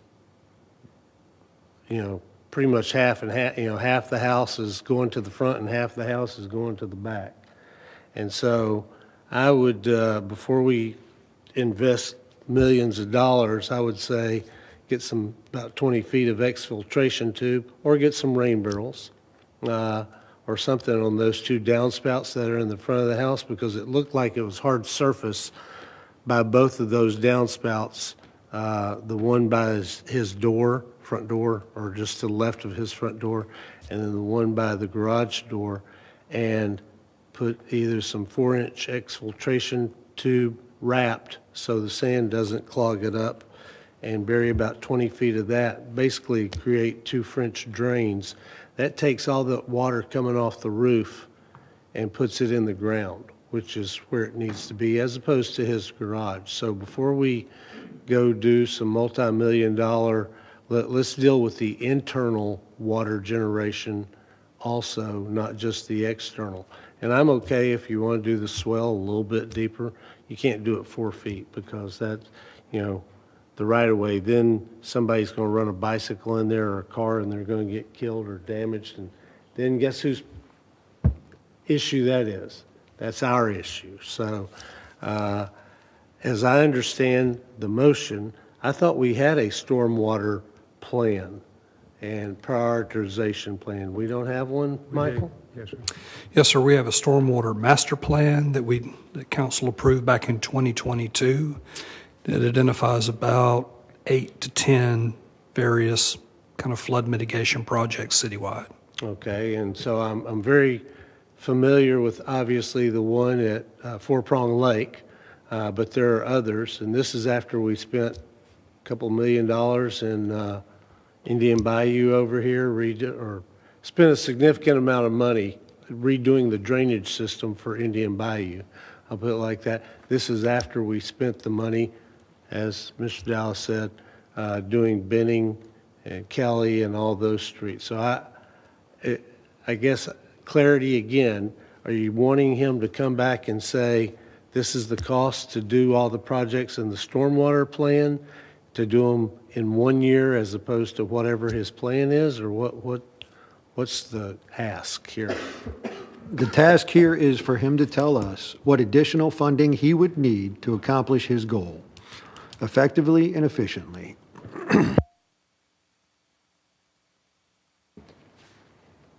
Sounds like a pro forma of all the projects with the price. So that would be all the projects currently on the books. For anything that he needs. We can budget all day long. As a contractor, I budget all day long. There's unknowns that come up, that happen. There's things that you can't be prepared for, and you need additional monies.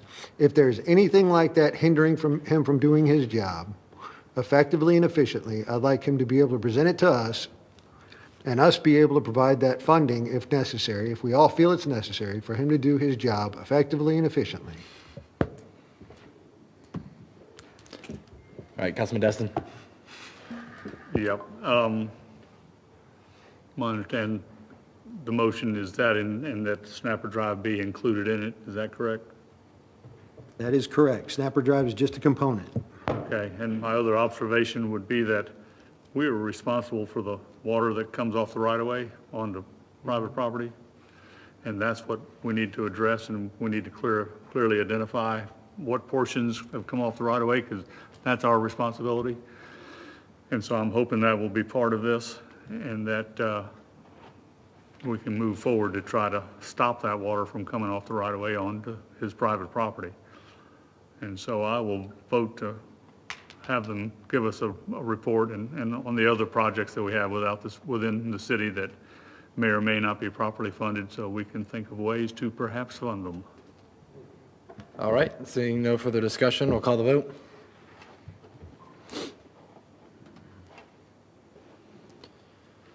Awesome. All right, ayes have it, 5-0, so moved. All right, and that wraps up Councilman Giles. Two in a poll. Shooting lucky today. All right, 3. Next item is consideration of proposed initiatives emerging from the council visioning session again. This was the core values and the prioritized strategic goals. At the request of Mr. Bagby, it was to amend strategic goal number 6, which was a green and sustainable environment. So, go to Mr. Bagby for his discussion. Councilman Bagby, want anything addition on that? No, if you need me to, I make a motion that we change underneath Destin's core values, VI, number 6, to, hang on, promote and protect our natural environment. Okay, I have a motion. Do I hear a second?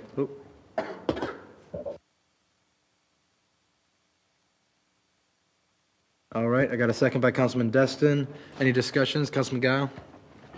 Could you please elaborate on how it's different than what's existing in item 6 under Destin's core Sure, values? be glad to. Green and sustainable environment talks to the Green New Deal issues, and we discussed this. You may have been out at the during this discussion, part of the discussion at the strategic planning session, but there are specific green and sustainable environment items that were discussed when this was put on. We've never applied for any grants that I'm aware of for a green and sustainable environment, whereas to protect and promote, promote and protect our natural environment talks to our tree ordinances and some of our other plans that do just that, and to our land development code that seeks to protect and promote our natural environment. So no palm trees or minimal palm trees. How long do you want me to go on? Because I can go on forever on. I think that's good enough. Okay. All right, with the motion and second, I don't see any further discussions. We'll call that vote. And I think the preserved natural environment was everyone's most agree upon position at the visioning session. All right. Next item, at Mr. Bagby's request again, to remove critical priority number 1.1 and adjust and renumber the remaining priorities accordingly, including evaluating items through 1.9 into critical priorities list for your consideration and discussion. And so with that, would we be removing the acquired properties at the foot of the Marler Bridge? Well, I think we need to have a little better. There's a couple ways we can go here. And I'm not sure we can get through all the priorities tonight, and we might need to push this to the next meeting. We need to make a decision on the Destin City Center. Probably the most important decision that this council will make, because that will direct the funding, a lot of the funding that we do over the next 5 years.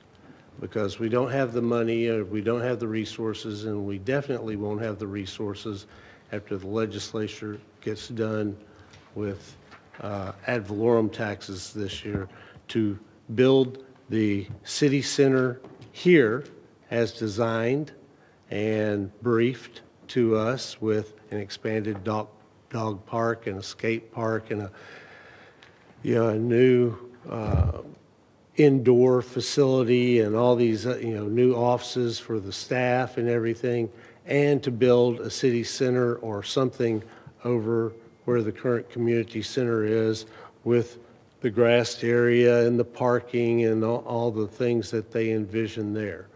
And one of the things that we have to figure out is where's our main effort? If our main effort is here, that's fine. If our main effort is there, that's fine. But we can't have two main efforts. We need to figure out where we're going to put the city center. And I'm not even sure the city center is the proper name, because to me, before we had the public sessions, I always felt the harbor was where the city center needed to be. That is the heart of this city.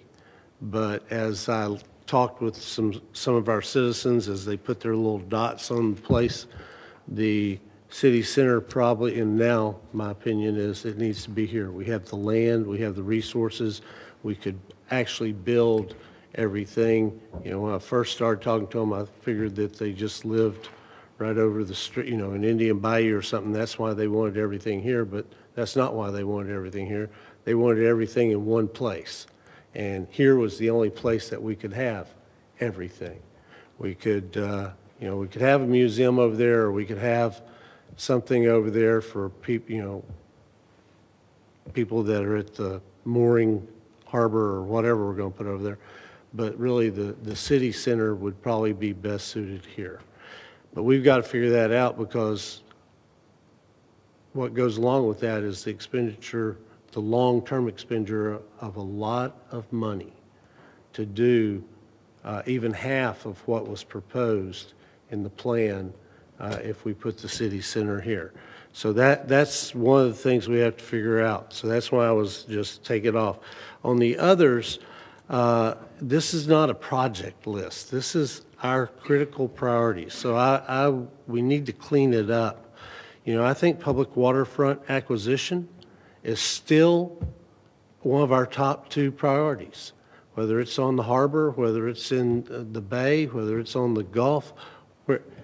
We are a water-based community. We are a fishing village, and we are a beach town, and, you know, that ought to be one of our top, you know, just because we bought the property at the foot of the Marler Bridge, and just because we bought a couple of parcels out in my neck of the woods out in Crystal Beach, that's great. We should still be looking for more, particularly on the bay and on the harbor. We still need underground utilities, should be a priority, because phase 1 is not the end of, hopefully, the end of undergrounding utilities in this community.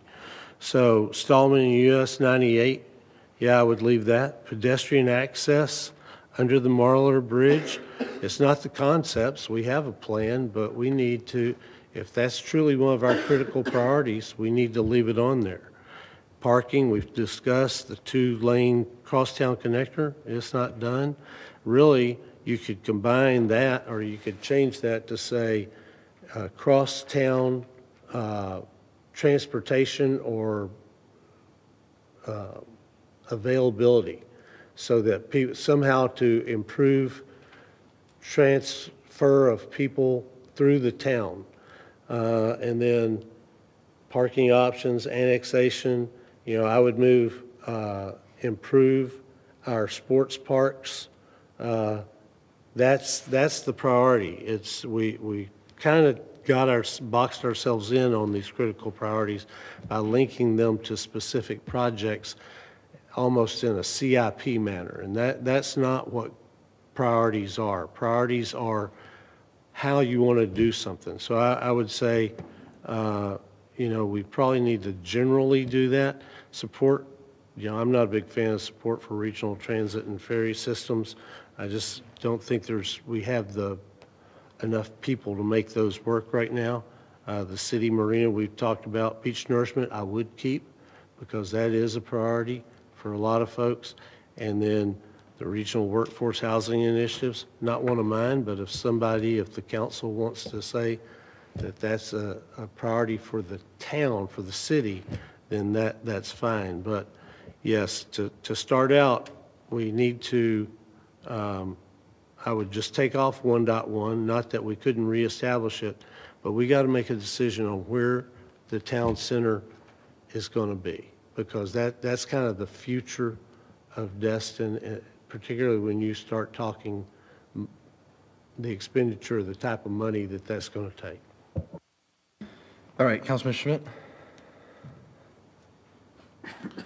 So is there any, you wrapping all that up, put a bow on it, or are we going to put a motion on any of that? Because before I continue, I mean, there's a lot, and I agree with a lot of it, but I would say on number take off 1.1 until we need to decide this year, I'll be honest with you. So instead of taking it off, are we going to then just maybe replace it with decision of Identify town center a municipal town building? center. Sure, I would say Identif- 1.1 could be identify the location of the town center. Right. Okay? And I would say 1.2 is just public waterfront acquisition. Continue to seek public waterfront acquisition. I would say number 3, continue to progress with undergrounding the utilities throughout the city. I would say 4 would be continue to improve or seek improvement in the Stallman and US 98 pedestrian vehicle improvements. I would say continue to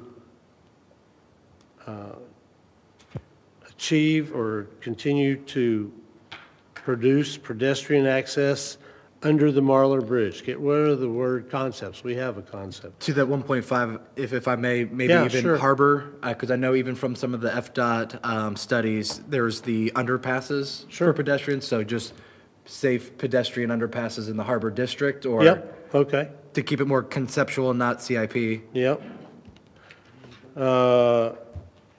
I would say on the 2-lane crosstown connector, that's where I would put explore additional options to improve crosstown traffic or mobility, depending on which word the mayor wants to use there. Okay? I would say number 7, improve parking. 1.8, annexation. 1.9, improve or continue to improve our sports parks. And then I would say 1.10, council's important priorities would be support beach renourishment. And that's kind of where I would stop, but if somebody wants to add something on there, I'm fine with that too. All right. Kevin, keeping up with that? I got my side notes here. Yeah, I just don't want to lose sight of, and you said, Jim, that it might not be called a town center. It might not, so you said that. I don't want to lose sight on determining what is actually needed for a potential town center, right? Meaning, I believe we need a recreational facility, whether you want to call it a gym or an indoor whatever. And I believe whenever the design was presented here, what then grew additional legs and arms was because we had to replace a city hall. So then it turned into an expansion of a facility and a city hall. And so, changing it to the location of a town center, I mean, I don't really want to focus on where's our town center going, because we might not truly need a location of a town center. We need a location of a new recreational facility and possible combining of 2 buildings into one. So, do we What do we reword call that? Do we pursue a city municipal recreational facility and just call it that, and decide if we're pursuing that, and then we just, then we're going to know where it's going to go? I mean, I don't want to forget about the true need. I believe the true need. So I don't know if we should tweak it. Do we leave it? What you're suggesting about the location of the town center? I think to your point, the location would dictate the function. If the council decides to go more Main Street, you're kind of looking at more of a mixed use, what you see in Atlanta. To your point, if it's here, it's going to be more of what you're saying, this municipal recreational sports facility, indoor sports facility. So I think, I agree that the naming matters, but I think also the place that we put it will dictate what the outcome of it is. Well, maybe we just continue to do what you're saying, Jim, but with 1.9, it's kind of always been a gray area, Sports Center, Dalton Threadgill Master Park Plan for renovation. Maybe that's the Sports Center Recreational Facility Master, and maybe it gets, we add to that one to discuss not only a outdoor sports center, but we're lumping in the recreational facility that's part of a master park plan. I mean, that's part of Perez's pitch as well, I think. So maybe we just update 1.9 to touch on a municipal recreational facility. Okay. And you're talking about an indoor facility, right? And so what I would say is, and I'll use Tori's example of the parking garage.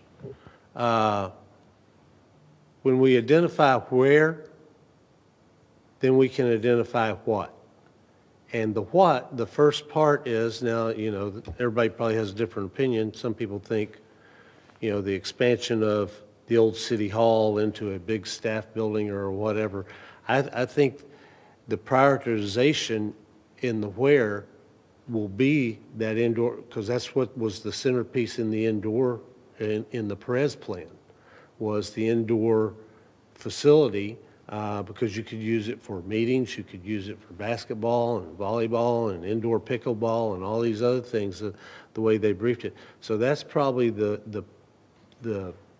first thing that we would do before we expanded the dog park or built more skateboard park or whatever, you know, all the other stuff that was in there, because we're not going to build it all at once. That's everybody understands that. It's a little bit like the stormwater. Okay, we're going to do this, and we're going to take out a loan, and we're going to bond it, and we can build the indoor recreational facility, but we can't expand City Hall or this structure or the pickleball courts or whatever until we kind of eat through this elephant one bite at a time.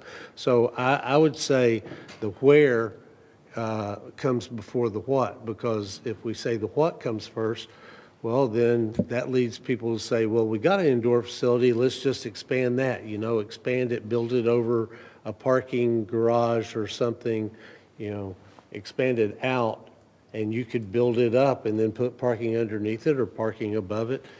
But I just don't think that community center is the future of where indoor recreation, because all the recreation, as Perez said, kind of ought to be in one place, you know, where people are used to coming and you get that traffic flow. So I'm not opposed to combining 1.1 and 1.9 and making it, you know, 1.8 or whatever, but I think identification of the town center, city center, where we're going to grow our municipal offering, I think that impacts the annexation piece. I think that impacts, you know, how long it will take, because in the engineering involved, because it's real easy out here to put stuff as opposed to down on that little postage stamp that we own at the community center. So does that make sense? I'm not. Yeah, no. Councilman Destin? Thank you, Mayor. While Jim and I usually agree on this one, we're going to have to respectfully disagree. I don't know how you do where before you determine what, logically. And this discussion really needs to have a session that is just for this. Otherwise, we can be here the rest of the night.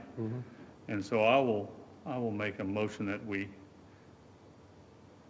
postpone or table this particular topic till the first meeting in March.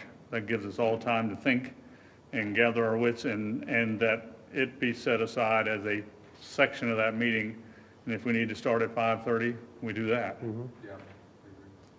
Is that a motion to table? That's a motion to table, yes. All right. I'll second that. All right. Sorry, Braden. Call the vote. I'm sorry? I'm sorry. I would withhold my second just to let Rodney speak. All right. All right. Councilman Braden. Thanks. I've been sitting there mighty patiently. I know. Oh, damned if I do, damned if I don't follow Robert's rules. Yeah. Well, first, in my opinion, we have the Section 1 Council objectives for fiscal year 24 to 29. Council's critical priorities. In my personal opinion, none of these are critical. What's critical to me is changing demographics in this town getting rid of all the Mexican food trucks and trailers that's everywhere. I mean, I don't know if that's what we're looking for. If there's a Mexican food truck, be our trailer sitting in every gas station parking lot, and there was a whole bunch of them up here, you know, with flags and feathers flying everywhere. I don't think that's the look we're going for. Doesn't have anything to do with our heritage, for sure. Number one, working with stakeholders, feasibility study, we've been doing that for years. Acquiring the property at the foot of the bridge, we got that. Underground utilities, that's just not critical, we're doing that. So we ought to have something, it needs to be stayed in front, and needs to stay in the spotlight, so we continue that, but I wouldn't consider it critical. So, Stallman and the US 98 pedestrian vehicle improvement. We've been talking about that for years and years. We spent over $50,000 on studying that. DOT's studying that, doing a redesign. So to me, that's just not critical. The pedestrian walkway under the Brooks Bridge. Been talking about that for what, 20 years. We're going to make that critical for 4 years, 24 to 29. To me, that's just not critical. We've been talking about it now. We're going to talk about that for another 15 years. And then 2-lane crosstown connector. We're building a road between Beach and Benning. That's what that is. That's just a road from Beach to Benning. We've been dealing with that over 20 years. So to me, that's not critical. It's something's been dealt with for 20 years. Needs to stay in the spotlight, make sure it's getting done, moving forward. But improve parking. I've said in the past, we're our worst enemy with that. I don't know. I could go on for an hour and a half with that one. And then the only one I think is really critical is 1-8, annexation of unincorporated. But the rest of it, I think we need to come up with something else to keep us moving forward. Some new ideas, something bigger and better. That's critical. Council's critical priorities. And moving the community center, I think my opinion is the community center probably needs to be twice as big as it is now. I don't know where we're going to put it here. I don't know how much land we have here. I don't know where we're going to put it here, but something twice that big. And the parking. I mean, at some points, they're parked everywhere. They're from Seibert, I mean, all the way down to Azalea. They're everywhere parked on some of the functions. Where's all that parking going on when we have baseball tournaments going on and all? So like Dewey said, I want to see where all that's going to happen, how that's going to, where's all that parking? Are we going to build a parking garage here somewhere to handle all that?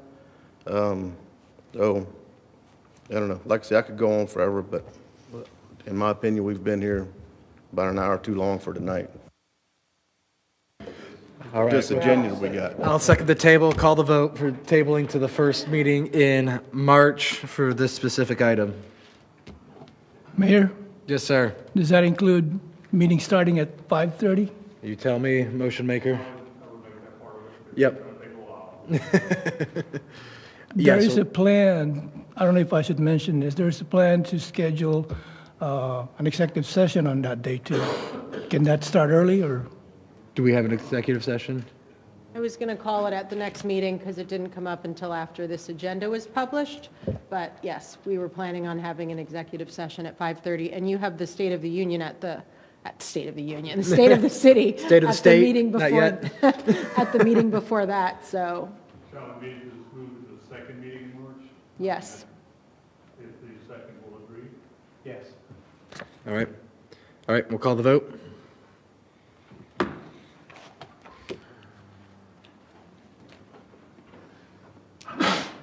Bless you. Thank you. All right, ayes have it, so moved. 5-0. All right. Code. Next item is 4F regarding code operations, new code compliance guide. I'm sorry. Rodney, I forgot all about you. I love you, but I forgot about you for a minute. At the visioning session, Mr. Braden asked that in this area at the council chambers, maybe in the lobby, and even at City Hall, we're looking at an electronic message board to track projects and how they're moving, and if they're on time, if they're on budget, if they're delayed. So we'll have that up as soon as we can get all the details worked out. But we've been working on that, and Andy and his team have done a lot of work on it, so we'll have it up as soon as we can get it there. Okay, thanks. I think it'd be great for us all to be able to refer to, but I don't think we need to put projects that we've been working on for 20 years up there. I just Fair enough. morale beat. So, But we're thank you. making progress, sir. I'm sorry, nailed it. 4F is regarding the code compliance operating guide that Dave and his staff have put together. They're going to make a presentation. You've got a lengthy document in your package, and they're going to offer you some summarized versions of that, but certainly entertain any questions you may have or thoughts or comments. Thank you, Larry. Yeah, so we're presenting the Code Compliance Operating Guide for 2026, and the purpose of this is to educate the code officers on the priorities of the council. To that point, whenever council changes their priorities or their focus areas, then we would update the operating guide. But it's also to orient them on, once they understand what council is important to council, it orients them on how they're going to execute that. And so this document is organized, so it starts off with the mission and the focus. That's where we specifically list what the highest priorities for the council are regarding code compliance, but also it talks about what their overall mission is and their other tasks and things that they're going to be responsible for. The second section is organization and operations. So it basically covers how it's organized, the department's organized with how the personnel fit into that, and also the schedule. Chris has done, who is the code compliance supervisor, he's done a good job creating a schedule. And right now he's got to where there's coverage 7 days a week, and also with rotating sector patrols. And those patrols, those sectors are, 3 of them are the main part of the city of Destin. 1 of them is the beach areas, and 1 of them is the harbor. Also, he's worked the schedule to where currently there will be, well, when the season starts, 1 dedicated code officer assigned to the beach and 1 assigned to the harbor. The remaining code officers will then rotate on those sector patrols for the rest of the city. And the goal is to make sure that all the streets are covered in that week. High complaint areas will then also be covered daily until those complaints stop. The other section is prevention and outreach. One of the things they're trying to do here is that educating the public, having sessions, having flyers, having media posts, reminding them what their responsibilities are as a property owner, and hopefully maybe forego violations in the first place, but also let them understand, also have meetings before STR registration and for livery registration, just to answer any questions and help facilitate that process. Also in the outreach, they want to, in the guide, it basically instructs the code officers, that our goal is to help the citizens, help the property owners resolve their violations. And so they've set also a protocol, talk to them, let them, help them understand what was wrong, give them an opportunity to comply with the code, giving them a reasonable amount of time in order to rectify. And then as far as enforcement and processes, it establishes the protocols along those same lines. So we don't start with immediate violation or a notice of violation. We start with understanding and education, but then how do we move through that? If they still don't comply, then they'll get a citation or a notice of violation. If that's still not enough, then they'll get a notice of hearing to the magistrate, and the magistrate will then deem whether they need to be fined and all that. So that's how the progress moves, but we're always trying to get voluntary compliance. And then the last section in there is about data-driven and accountable. We want to keep up with what our data is, where the cases are being held. One of the things that's very important that we emphasize is that cases are not closed until they're fully resolved. So in the past, before Chris got here, And really, a couple of years ago, when we were researching cases, we would see that they were just closed, and they still hadn't been resolved. So we want to keep those open, and by keeping those open, we also want to then have periodic follow-ups so that, you know, a violation is not forgotten. And so we're following up and reminding that property owner of the violation. Same thing with liens. If someone has a lien because they still have a violation open, we want to start periodically notifying those property owners so that they're aware of the lien and how much it's accruing, and hopefully they'll rectify it sooner rather than ignore it until they have to sell the property. So that's it, kind of the quick version of what's in the guide. All right, with that, any discussion? Yep. Just comment, it looks like a pretty good plan. Awesome. Councilman Schmidt? Yeah, thank you. I do have some comments and questions, if you don't mind. Let me get back into my computer that Ms. Kopp just took here. So, I just want to confirm a few things based on the guide that we're going to potentially implement, and then that's the guide that we're going to follow as a code compliance department until there's any potential changes by the council and things like that, right? Correct. So if a call comes in, I'm going to use specific examples so we can be very clear here. A call comes in to a complaint and on Bent Arrow for an issue at a house at 137 Bent Arrow Drive. I just made that up for if anybody lives there. And they are in violation of something, and we're working on it, right? Across the street is 138 Bent Arrow Drive with the same violation. What is the officer going to do in that scenario based on the guide? Yeah, so now we've heard some feedback about that where people, we'd have a complaint and our code officers would go out in that very scenario and they would tell them, they said, well, right across the street is the same violation. Going forward, we would issue a violation to both places. Okay. So we would be consistent. Yes, it would be consistent. With all parties. Correct. Right? Okay. So there's a section on here about council priorities, and it says parking, signs, trash debris, permit violations, right? 4 priorities. Does it talk about ice cream vendors or beach vendors being a priority of the council anywhere in the guide? It does not.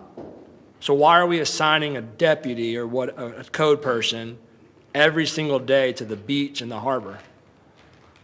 It was our understanding that from the discussions the council had, that was important, that there was a higher presence of a code compliance officer at the beach, partly due to the beach vending situation that we've had, but also on the harbor, there was thoughts about violations of people not having actually adequate parking for their livery operation and all that. So that was a response to having greater coverage there in those 2 areas where we were getting a lot of complaints in the summer. Okay. So my feedback on that one would be, if you think it's a priority of the council, it should be on one of those council priority tabs. Because without it, you shouldn't be assigning a deputy to the beach and the harbor. It doesn't match the priorities in the guide, if we're going to live by the guide, in my opinion. I'm also weary that we're putting and everybody wants to talk. I love it. I love how I start the discussion and everybody wants to jump in. It's great. I love these types of discussions. I also get weary that we're going to put 7 days a week priority on the harbor and the beach, but we're going to do once a week on the streets, right?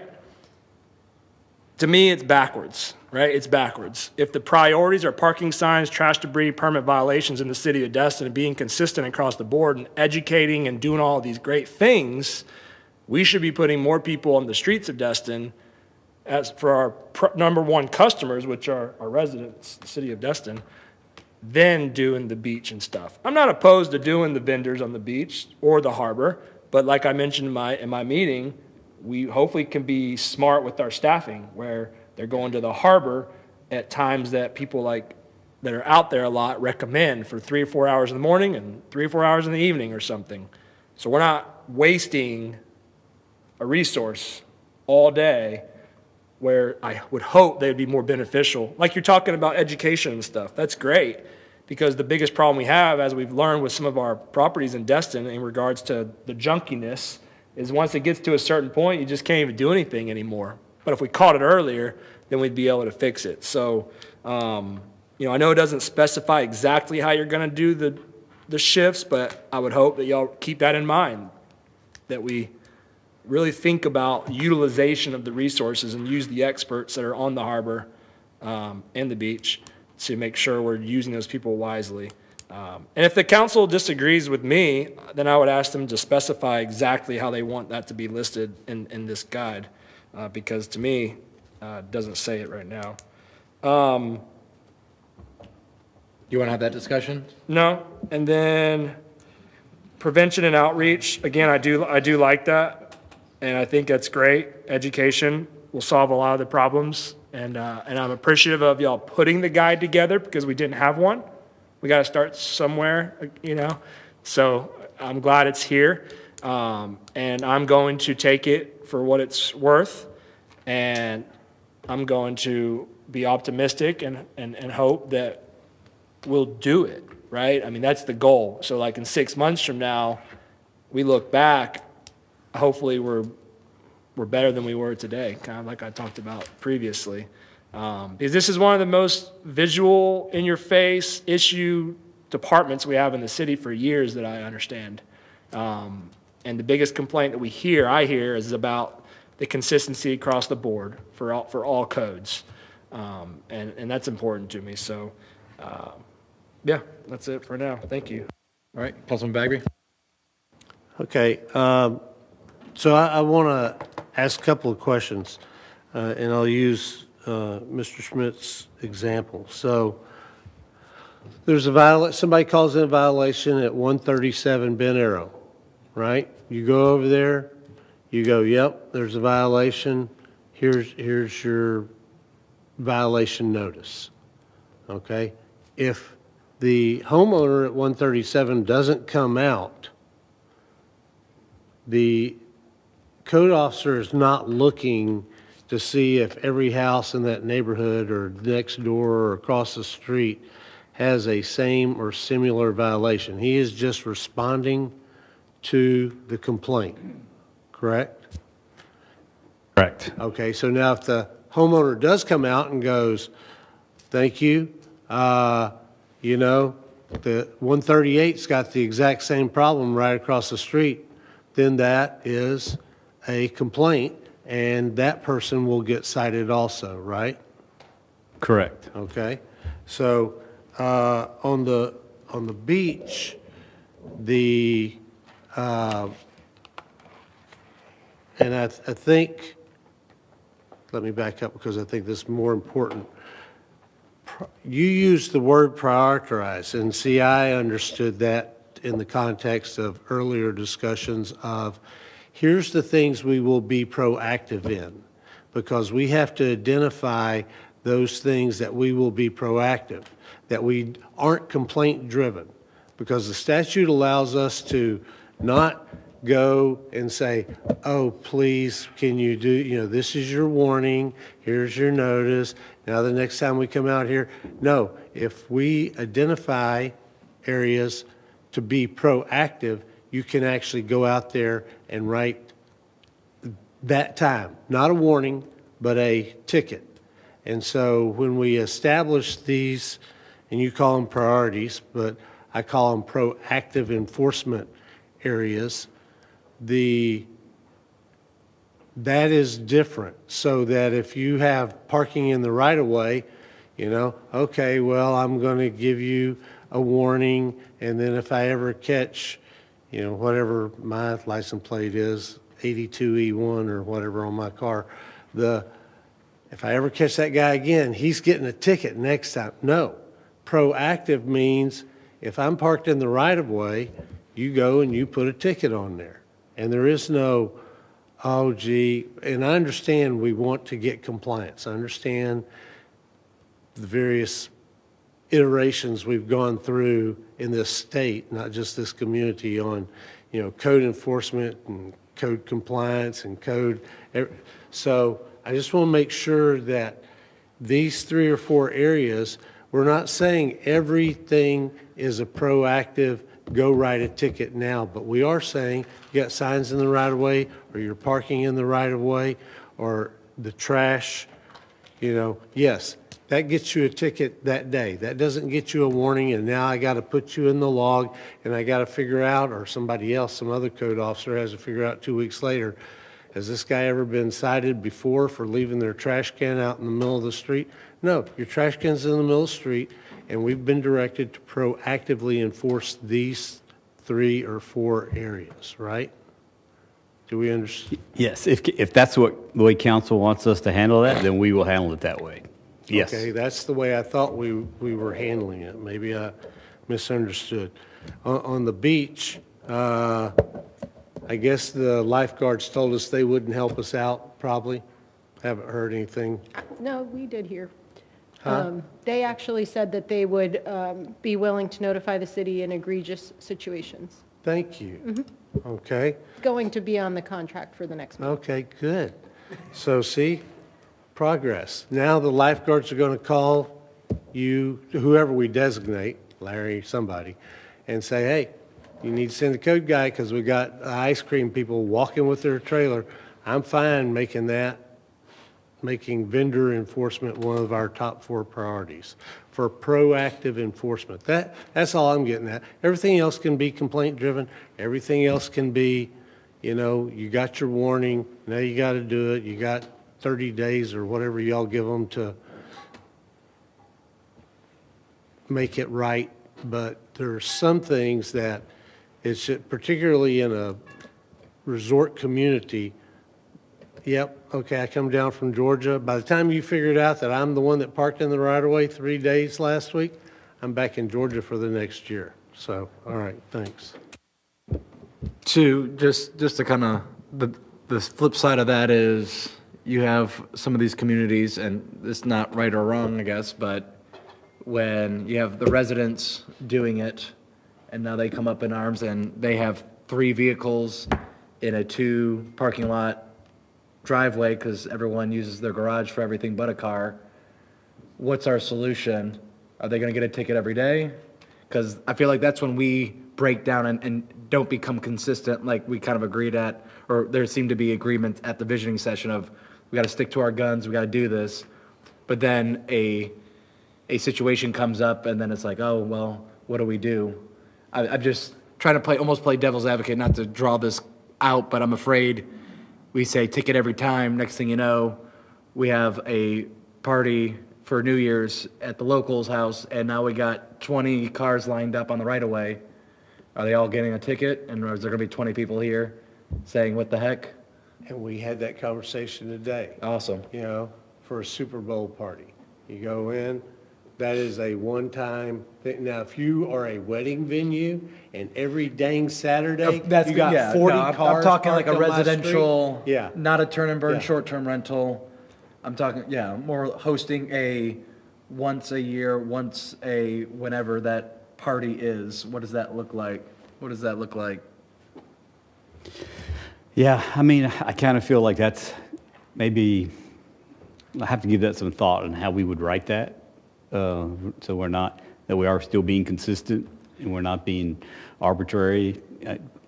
We're operating in the gray, so I get there's not a definitive. Yeah, it's, someone has a Christmas party and people are, parked on. So, I mean, if we just said nobody can park in the right of way, right, unless it's improved for parking, then they would be in violation. I don't know, is that what council would want us to do? So, I don't think there's a right answer, just the answer we're going to pick. Yeah, so,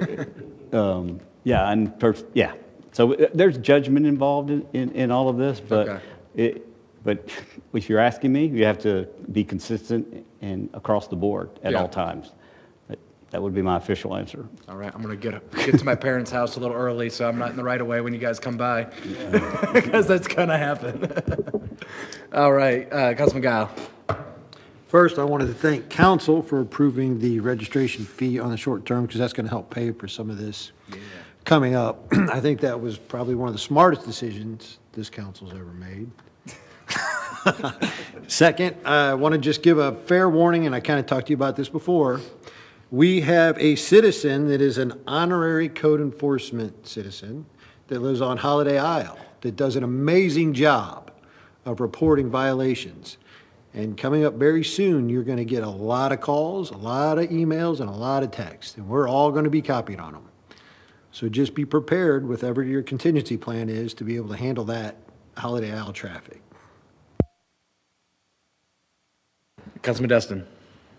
Thank you, Mayor. I would just support the allocation of resources in the summer. The beach and the harbor are absolutely our priorities. I believe we've made that clear through discussions and maybe motions. But if we haven't, I'll be happy to put that on the next agenda to make that absolutely clear, and we can vote on it, because those are the times we have to concentrate out there. Councilman Schmidt. Yeah, I just, clarity, me and Mr. Bagby don't agree on some things often. But, and I apologize to have to rehash this, but I was confused by my example, and then he gave a similar example, and it sounded like he got the answer that he wanted to hear, and I got the answer that I wanted to hear, which I believe are very conflicting. He only said that you would only write a ticket if the owner of the house that the current person receiving the ticket says the guy across the street. You told me that the patrolman would be observant of his surroundings if he noticed across the street. So Yes. I just want to make sure we're going to be happy when we leave here today. Yeah, when he said that, he didn't say only. He just said if you go to this one and then he complains about his neighbor, you're going to give them a ticket. And I said yes. I didn't say we weren't going to. But you'll also be observant. Right. And so they'll give him a ticket even if they don't complain. You hear that, right? If he observes. Sure. Correct. Well, I'm just saying, if he observes it, nobody complain.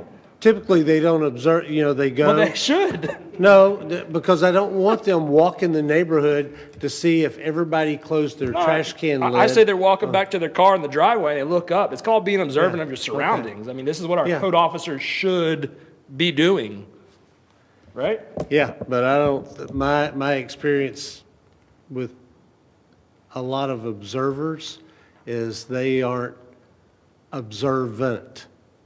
And so if he doesn't see it, he doesn't see it. But if he does. Yeah, if he they're gonna does, write he a can ticket. write it up. I don't have a problem with that. Okay. Can I ask a hypothetical? Sure. So we get called in on a complaint. Let's say it's parking in the right of way, and right across the street we can see parking in the right of way. That one's easy, right? Oh yeah, there it is. Should they drive down the street and look for parking in the right of way? I mean, that becomes what's going on in their duty time, right? And they're going to patrol that street? Sure. I mean, I get it. Facebook was popping the other day because y'all went through the thing off of airport. I get it. And people were saying, what do they expect us to do? How are we going to fit our cars on here? Like, well, I get it. But so obviously y'all were going through that street and you wrote warnings and tickets. So sure, do it as long as you have the time to do it for the next 10 to 20 to 30 minutes. What I mean is, like, so let's say 137's mid-street, you come in from one end, and then they would drive out the other end. Because not being arbitrary, right, and saying, well, let's go out this way and see if there's more. Because we got a call to complaint, and there's one right across the street, and there's one there. So I'm trying to. I don't think we have to finish a street. The impression I get, we don't want us to be like vigilantes and just like roaming around for some of these things. But some of the things we do want them roaming around looking for. So for me, it's the consistency, right? And I think we all agree on that. How you do, I don't want to be I'm not an expert. I mean, the sheriff's department back there, he's a paid expert in types of patrol things, right? I don't want to tell you how to do the job. I mean, I'm going to give some advice and maybe some different ideas, but ultimately, y'all going to have to figure out how to do the patrolling job. Consistency across the board is kind of our whole goal. I believe we're all in agreement on that. Observing a property that's in violation is being consistent, whether it's a complaint or not. Until our code says we're a complaint-only driven department, then we shouldn't only assume that we're only a complaint-driven department. I think your mission, because I read the whole thing, talks about being a community approach style or something. So that's where I think now you get the judgment of it's Super Bowl Sunday. We're a small community. Your code guy might go knock on the door and say, hey, can I have some chips and dip? What's the score? Hey, don't forget, tomorrow make sure these cars are moved, right? But that's, in my opinion, the community approach to your not having to always be consistent about the car in the yard. This is just a big thing, and I just want to make sure we're all okay and understanding. So I agree, and I think what y'all are saying is that, if we're out on a call, we get a complaint, and we see other ones, by all means, we should do that. And that way, we're proving that we're being consistent, right? And I think that goes to the credibility of the officers. Is that a fair assessment? That's fair to me. I mean, again, you're going to have people that should be driving around, I assume, looking at construction that's ongoing to make sure they have permits. So that way we know if they're in violation or not. The collection of just garbage in people's yard. There's so many of those yards around Destin of just trash. And if you pull up their property, they're not going to see a single warning or ticket in our system. Well, guess what? Today's a new day. That would be a proactive approach, in my opinion, to strategize over the next 6 to 12 months. How are we going to do these things?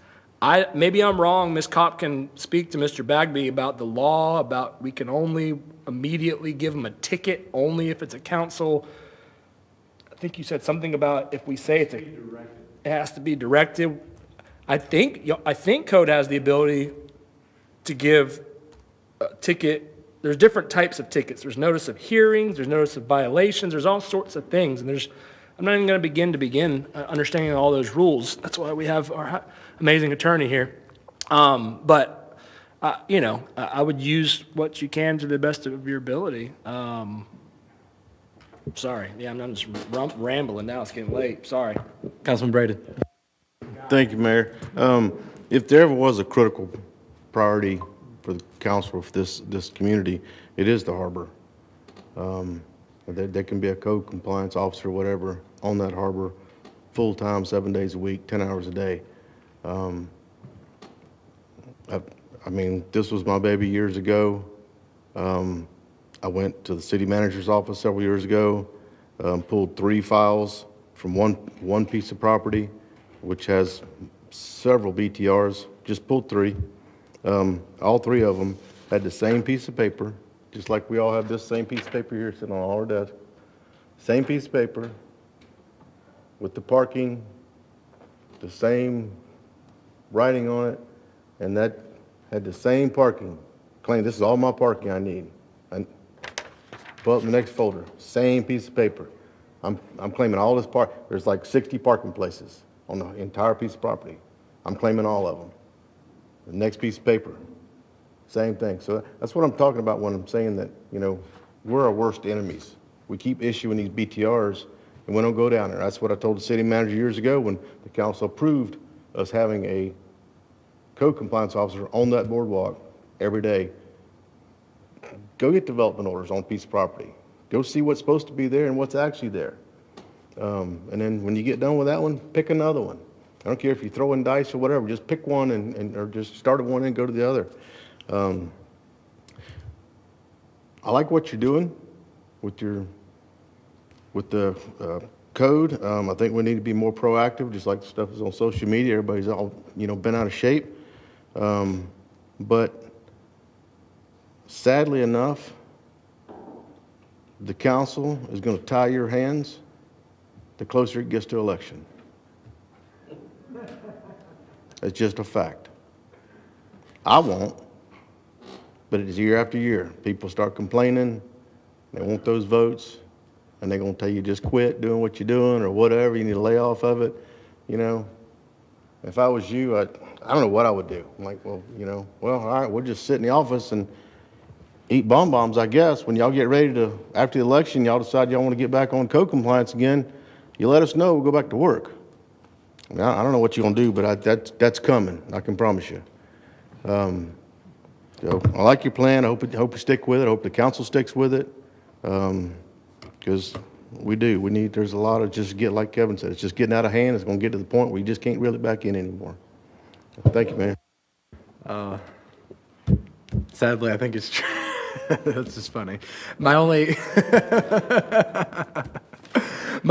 thought that comes up is when we go short-term rental, they're parking all over the place because too many people came to the mini hotel and there's no place for them to go.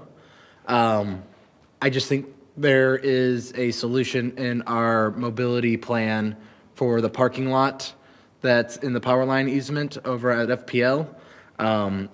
It's also a priority to get more parking. I think that is you cite them, you ticket them, whatever your guys' priority is. But then it turns into, I'm here for a week. What do I do? Do I just get a ticket every day? So I think it would be beneficial and profitable if we solve several issues with one thing. You can give them the ticket and then let them know there's a overflow parking lot that's city owned that will cost you money, but it won't cost you as much money as a ticket every day for bringing too many cars to the short-term rental. Because I think that turns into an issue as well of whether it's residents or short-term rentals in Crystal Beach. There's too many cars that come in, and then what happens? You can't tell them to go park at the Walmart parking lot, even though I think that's where the common sense would say to go. So for things like that, just trying to think while we're in the off season before it goes completely, it's not going to get paved by then. But just an idea of how do we solve or relieve the pressure of an issue that we know is coming. And a ticket does one thing, but to the residents complaining, they can get a ticket and still see the car there the next day and probably still feel the same frustration. So just an idea of moving things forward that also allows us to pay ourselves back for improving an area. All right, with that, where are we? Announcements? First, thank you for your feedback, and know that we're always want to hear from you. If you see ways we can improve or do better, let us know, and we'll give it our best shot. So just a few announcements. Mr. Bagley mentioned the Destin Fire contract. It'll just come back in the next meeting, and Ms. Kopp addressed the code matter, but we also had the conversation with the force majeure, and they've agreed that in the event it goes beyond 7 days, we will sit down and have a conversation about how we can get some relief from it. We were asked at the last meeting to reach out to Tim Smith, the District DOT Secretary, for a meeting. I think we got that nailed down today for a meeting next week, so the mayor and I will be traveling over to Chipley to meet with him and his staff. We were asked about the letters regarding the opposition to oil drilling and energy exploration in the Eastern Gulf. Those letters have gone out, so we wanted to make sure they went out to all of our federal delegation. We were asked to have a conversation with the sheriff's office regarding the harbor cameras. We've had that conversation. There is some things we can work together on there. Our IT folks are talking to their IT folks to see how all that will come into play. And then we were asked to have a conversation with the county staff regarding the seawall at Harbor One and the conversation with the TDC. I did have a conversation with Mr. Coffey, and we're going to continue that conversation at a meeting later this week. So we're not there yet, but we're still giving it a shot. So, Dr. Young? I'm sorry?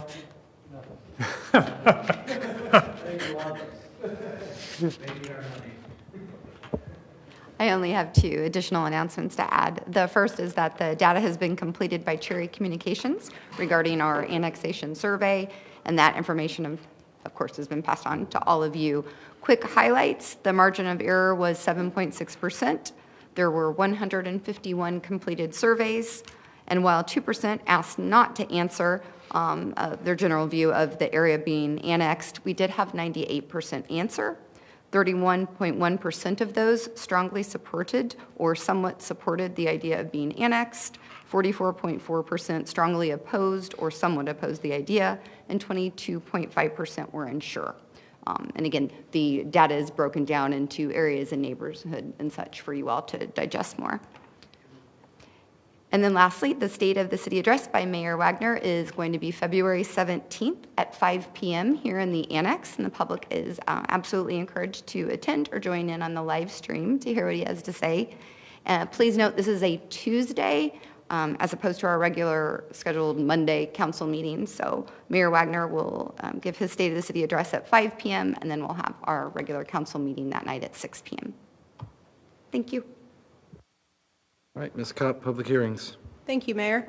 The first public hearing is Ordinance 2513 PC, an ordinance of the City of Destin, Florida, making transportation-related amendments to Chapter 1, Future Land Use Element, Chapter 2, Transportation Element, Chapter 9, Capital Improvements Element, Chapter 12, Administration, and Chapter 13, Glossary of the City's Comprehensive Plan, deleting the Multimodal Transportation District, providing for goals, objectives, and policies relating to the City Mobility Plan and City Mobility fees, providing for transmittal to the Florida Department of Commerce, providing for incorporation into the comprehensive plan, providing for a business impact estimate, providing for conflicting provisions, providing for severability, and providing for an effective date. I'll turn it over to the Community Development Director.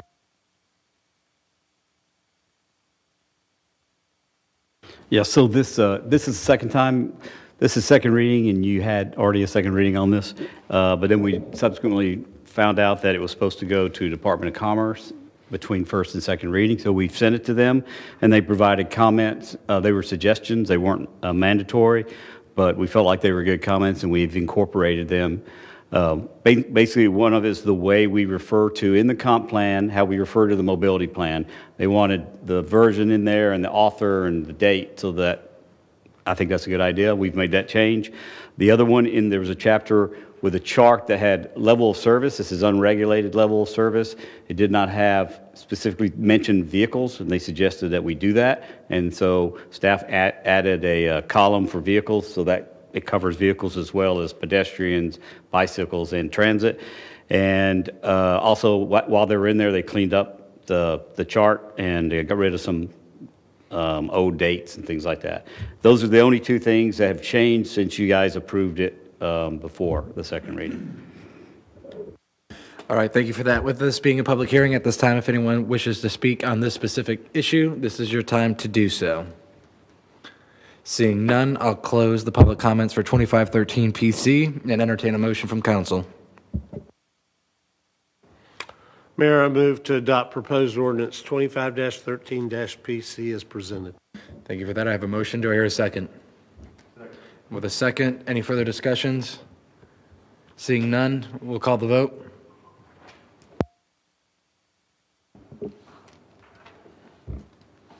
All right, ayes have it, so moved, 5-0. Ms. Kopp? Thank you, Mayor. This is Ordinance 2526LC, an ordinance of the City of Destin, Florida, deleting Section 71300, nonconforming uses and structures, and Section 160800, nonconforming signs of the Land Development Code, and creating a new Article 3, nonconformities, amending and updating regulations relating to nonconformities with creating an exception for structures located within the South Harbor Mixed Use District, SHMU, that are damaged by natural disasters or certain other forces majeure by greater than 50% as set forth herein, providing for authority, providing for findings of fact, providing for incorporation into the Land Development Code, providing for conflicting provisions, providing for severability, and providing for an effective date. This is second reading, and the modifications that council requested on January 20th have been put into the ordinance. All right, thank you for that. With this being public hearing number 2 for 2526LC, if anyone wishes to speak on this topic, this is your time to do so. Seeing none, we'll close the public comments, and I'll entertain a motion. Mayor, I move to adopt ordinance 25-26-LC on second reading. Do I hear a second? With a second from Councilman Destin, any discussion? Seeing none, we'll call the vote. All right, ayes have it, so moved, 4-1. Ms. Kopp. Thank you, Mayor. This is ordinance number 2605LC, an ordinance of the City of Destin, Florida, amending Article 8, Transportation of the Land Development Code, amending Section 80600, Vehicle and Parking Standards, and Section 80900, Multimodal Transportation District, deleting Multimodal Transportation District, MMTD, and replacing with parking standards for commercial, mixed-use, multifamily, and transit-oriented development, amending and removing parking reduction options, removing on-site parking maximums, removing alternative parking options as set forth herein, deleting map 8-4, multimodal transportation district map, providing for authority, providing for findings of fact, providing for incorporation into the land development code, providing for conflicting provisions, providing for severability, and providing for an effective date. This is first reading, and the Community Development Director is here if you have any questions. All right. With that, do I have anyone from the public who wishes to speak on ordinance 2605 LC? Seeing none, we'll close the public comments at this time, and I'll entertain a motion. Mayor, I move to approve ordinance 26-05-LC on first reading, but I would like David to, if he has anything he wants to say, be allowed to speak. Can I get a second? All right, with Councilman Destin. Yeah, so what we did here, this is the current Article 8, and so what's on second reading, it will go into effect, the code now. Whatever changes are in here on Article 8 would be incorporated in the LDC update, and that will be Article 6 going forward in the LDC update. And the only other thing is that currently right now in the code, we allow for a shared parking agreement if a professional engineer did the agreement and did the assessment. One of the changes here is that it will now have to be approved by council. So, and then everything else that was in the title. All right. With that, seeing no further discussion, I'll call the vote.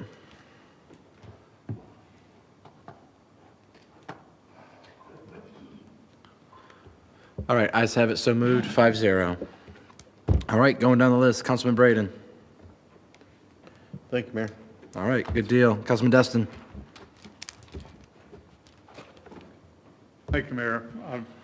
I've been having a number of complaints over the years about the speed at which recreational docks, small recreational docks, are approved. At the moment, we make them go through the Harbor Board, and these docks are docks that are approved by DEP, as I would say, as a right if it's under a certain size. It used to be 500 square feet, recreational only.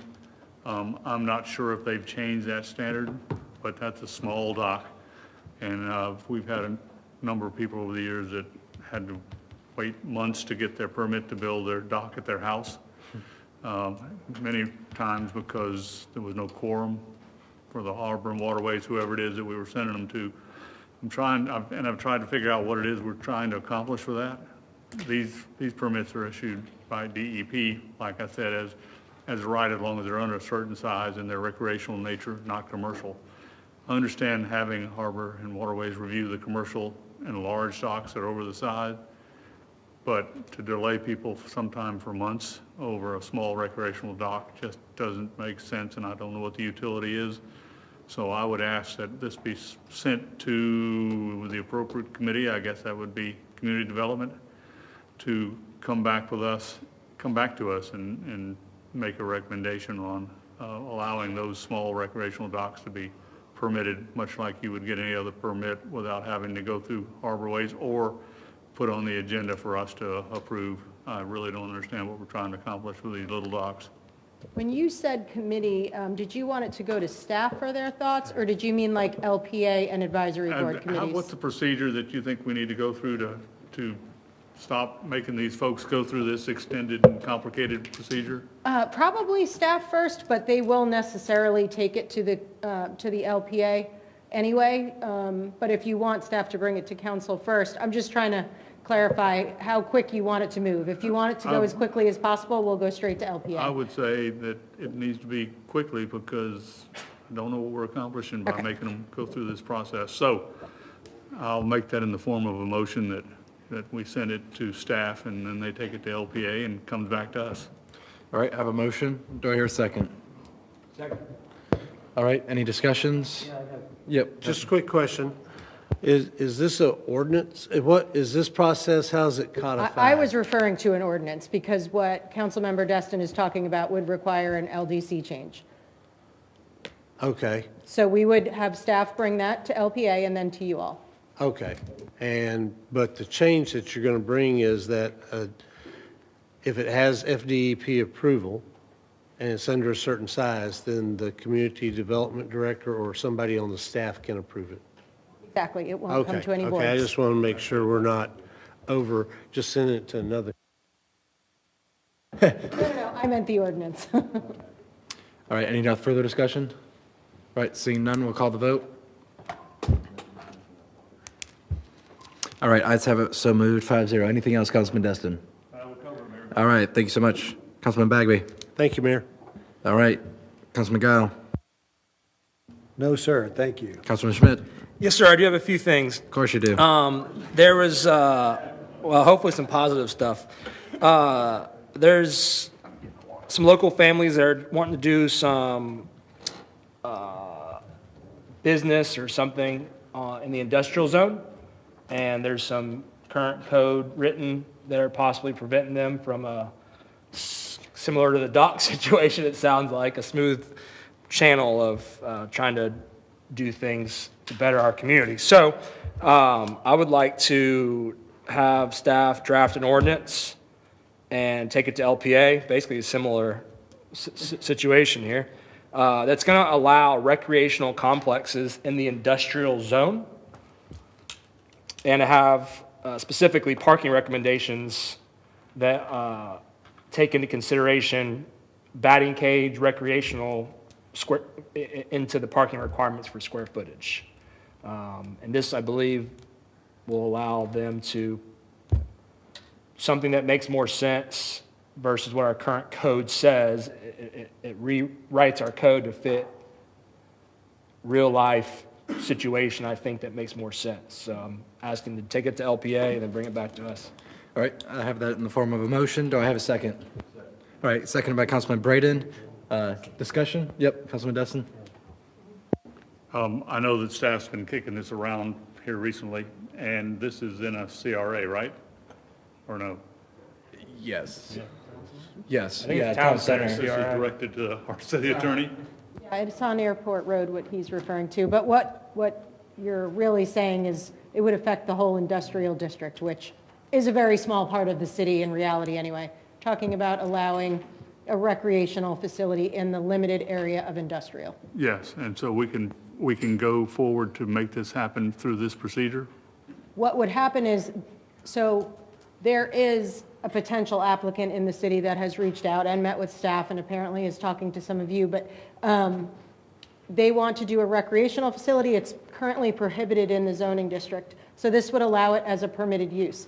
Doesn't mean it won't come to council because it depends if it needs a major development order or not. If it does, it would still come to council, but this request being made by Councilmember Schmidt would make it a permitted use and also reduce the parking, because one of the arguments being made is that batting cages encompass a lot of square feet that are not actually being used by people unless they want to get hit with a ball. So talking about reducing some of the parking for that percentage. All the questions I had, thanks. No problem. Councilman Braden.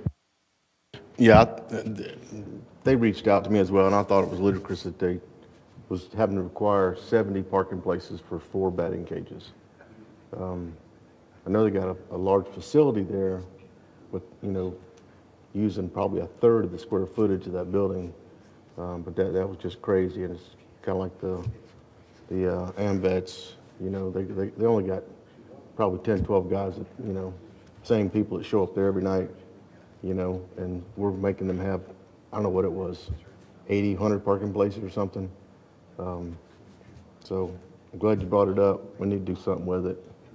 Thank you. All right, and that is all I Mr. have. Mayor, can I get a point of clarification? Yes, Braden. Can I get Yep, a please. point of clarification? So you said recreational uses. I know you have one certainly in mind. And so I just wonder about the generality of that. And also, is it indoor recreational uses, or would you be okay with other recreational uses being in an industrial zone? Well, my intent is an indoor recreational facility, not like an outdoor arena or anything. Does that answer your question? It does. Okay. Anything else? All right, seeing none, we'll call the vote.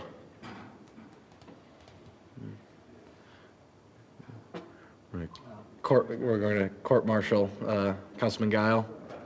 Can you vote? While we're waiting for him, or what? Sheriff, Sergeant at Arms, may you escort our councilman back to his seat?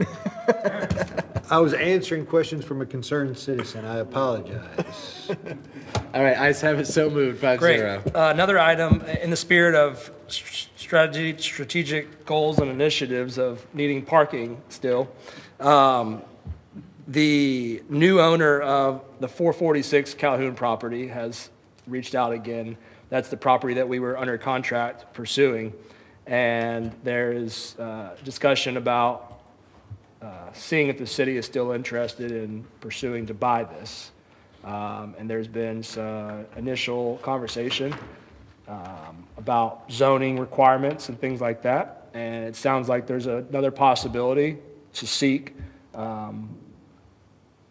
purchasing this parcel for parking-related issues. So I'd like to direct city attorney to seek out what the potential contract would look like and bring it back to us for consideration. Second. That's the motion to reopen negotiations, I take it? Yes. Yes. I'll second that. Okay. All right, got a motion, I got a second. Any further discussions? Seeing none, we'll call the vote. Sweet, Nice. thank you all. And last thing, gentleman, Mr. Fitzpatrick, I walked down to that lot the other day, brought a lot of questions and potential concerns. He mentioned that we're already talking with them. Is that an ongoing thing? You're working with them, or Michael? I believe we have a meeting scheduled in the next couple of days. Oh, there's a meeting? Yeah. Okay. Can you please keep us apprised of Yes, sir. that? I appreciate Glad it. to. That's all I have, Mr. Mayor. Thank you all. Good stuff, good stuff. All right, I guess I have one thing left, one Destin, what the government would call annexation. As we heard from the numbers, I think it's valid, I think it's needed, and I think it's warranted. So I'd be asking council to seek their approval to approve the meets and bounds surveying needed by Florida state statute to begin the process of annexation for all of unincorporated Destin. And with that, I'll open it up for discussion.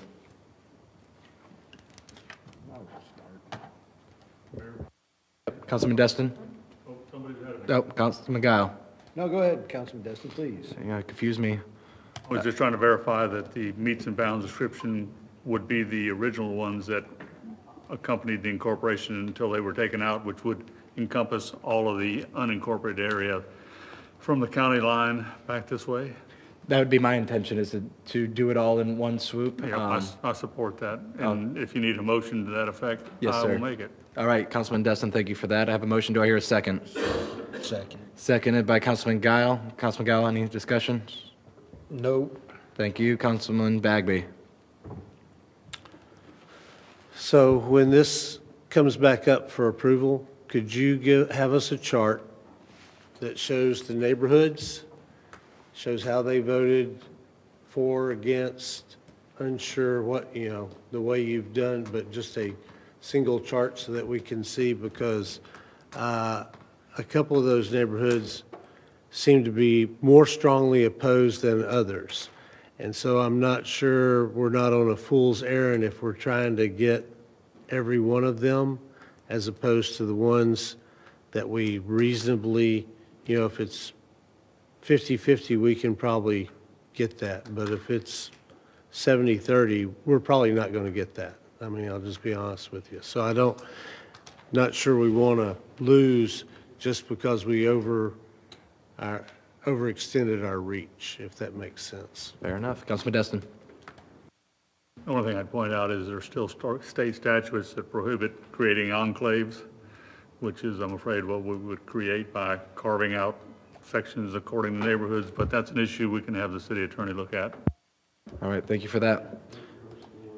All right, seeing no further discussions. All right, we'll call the vote.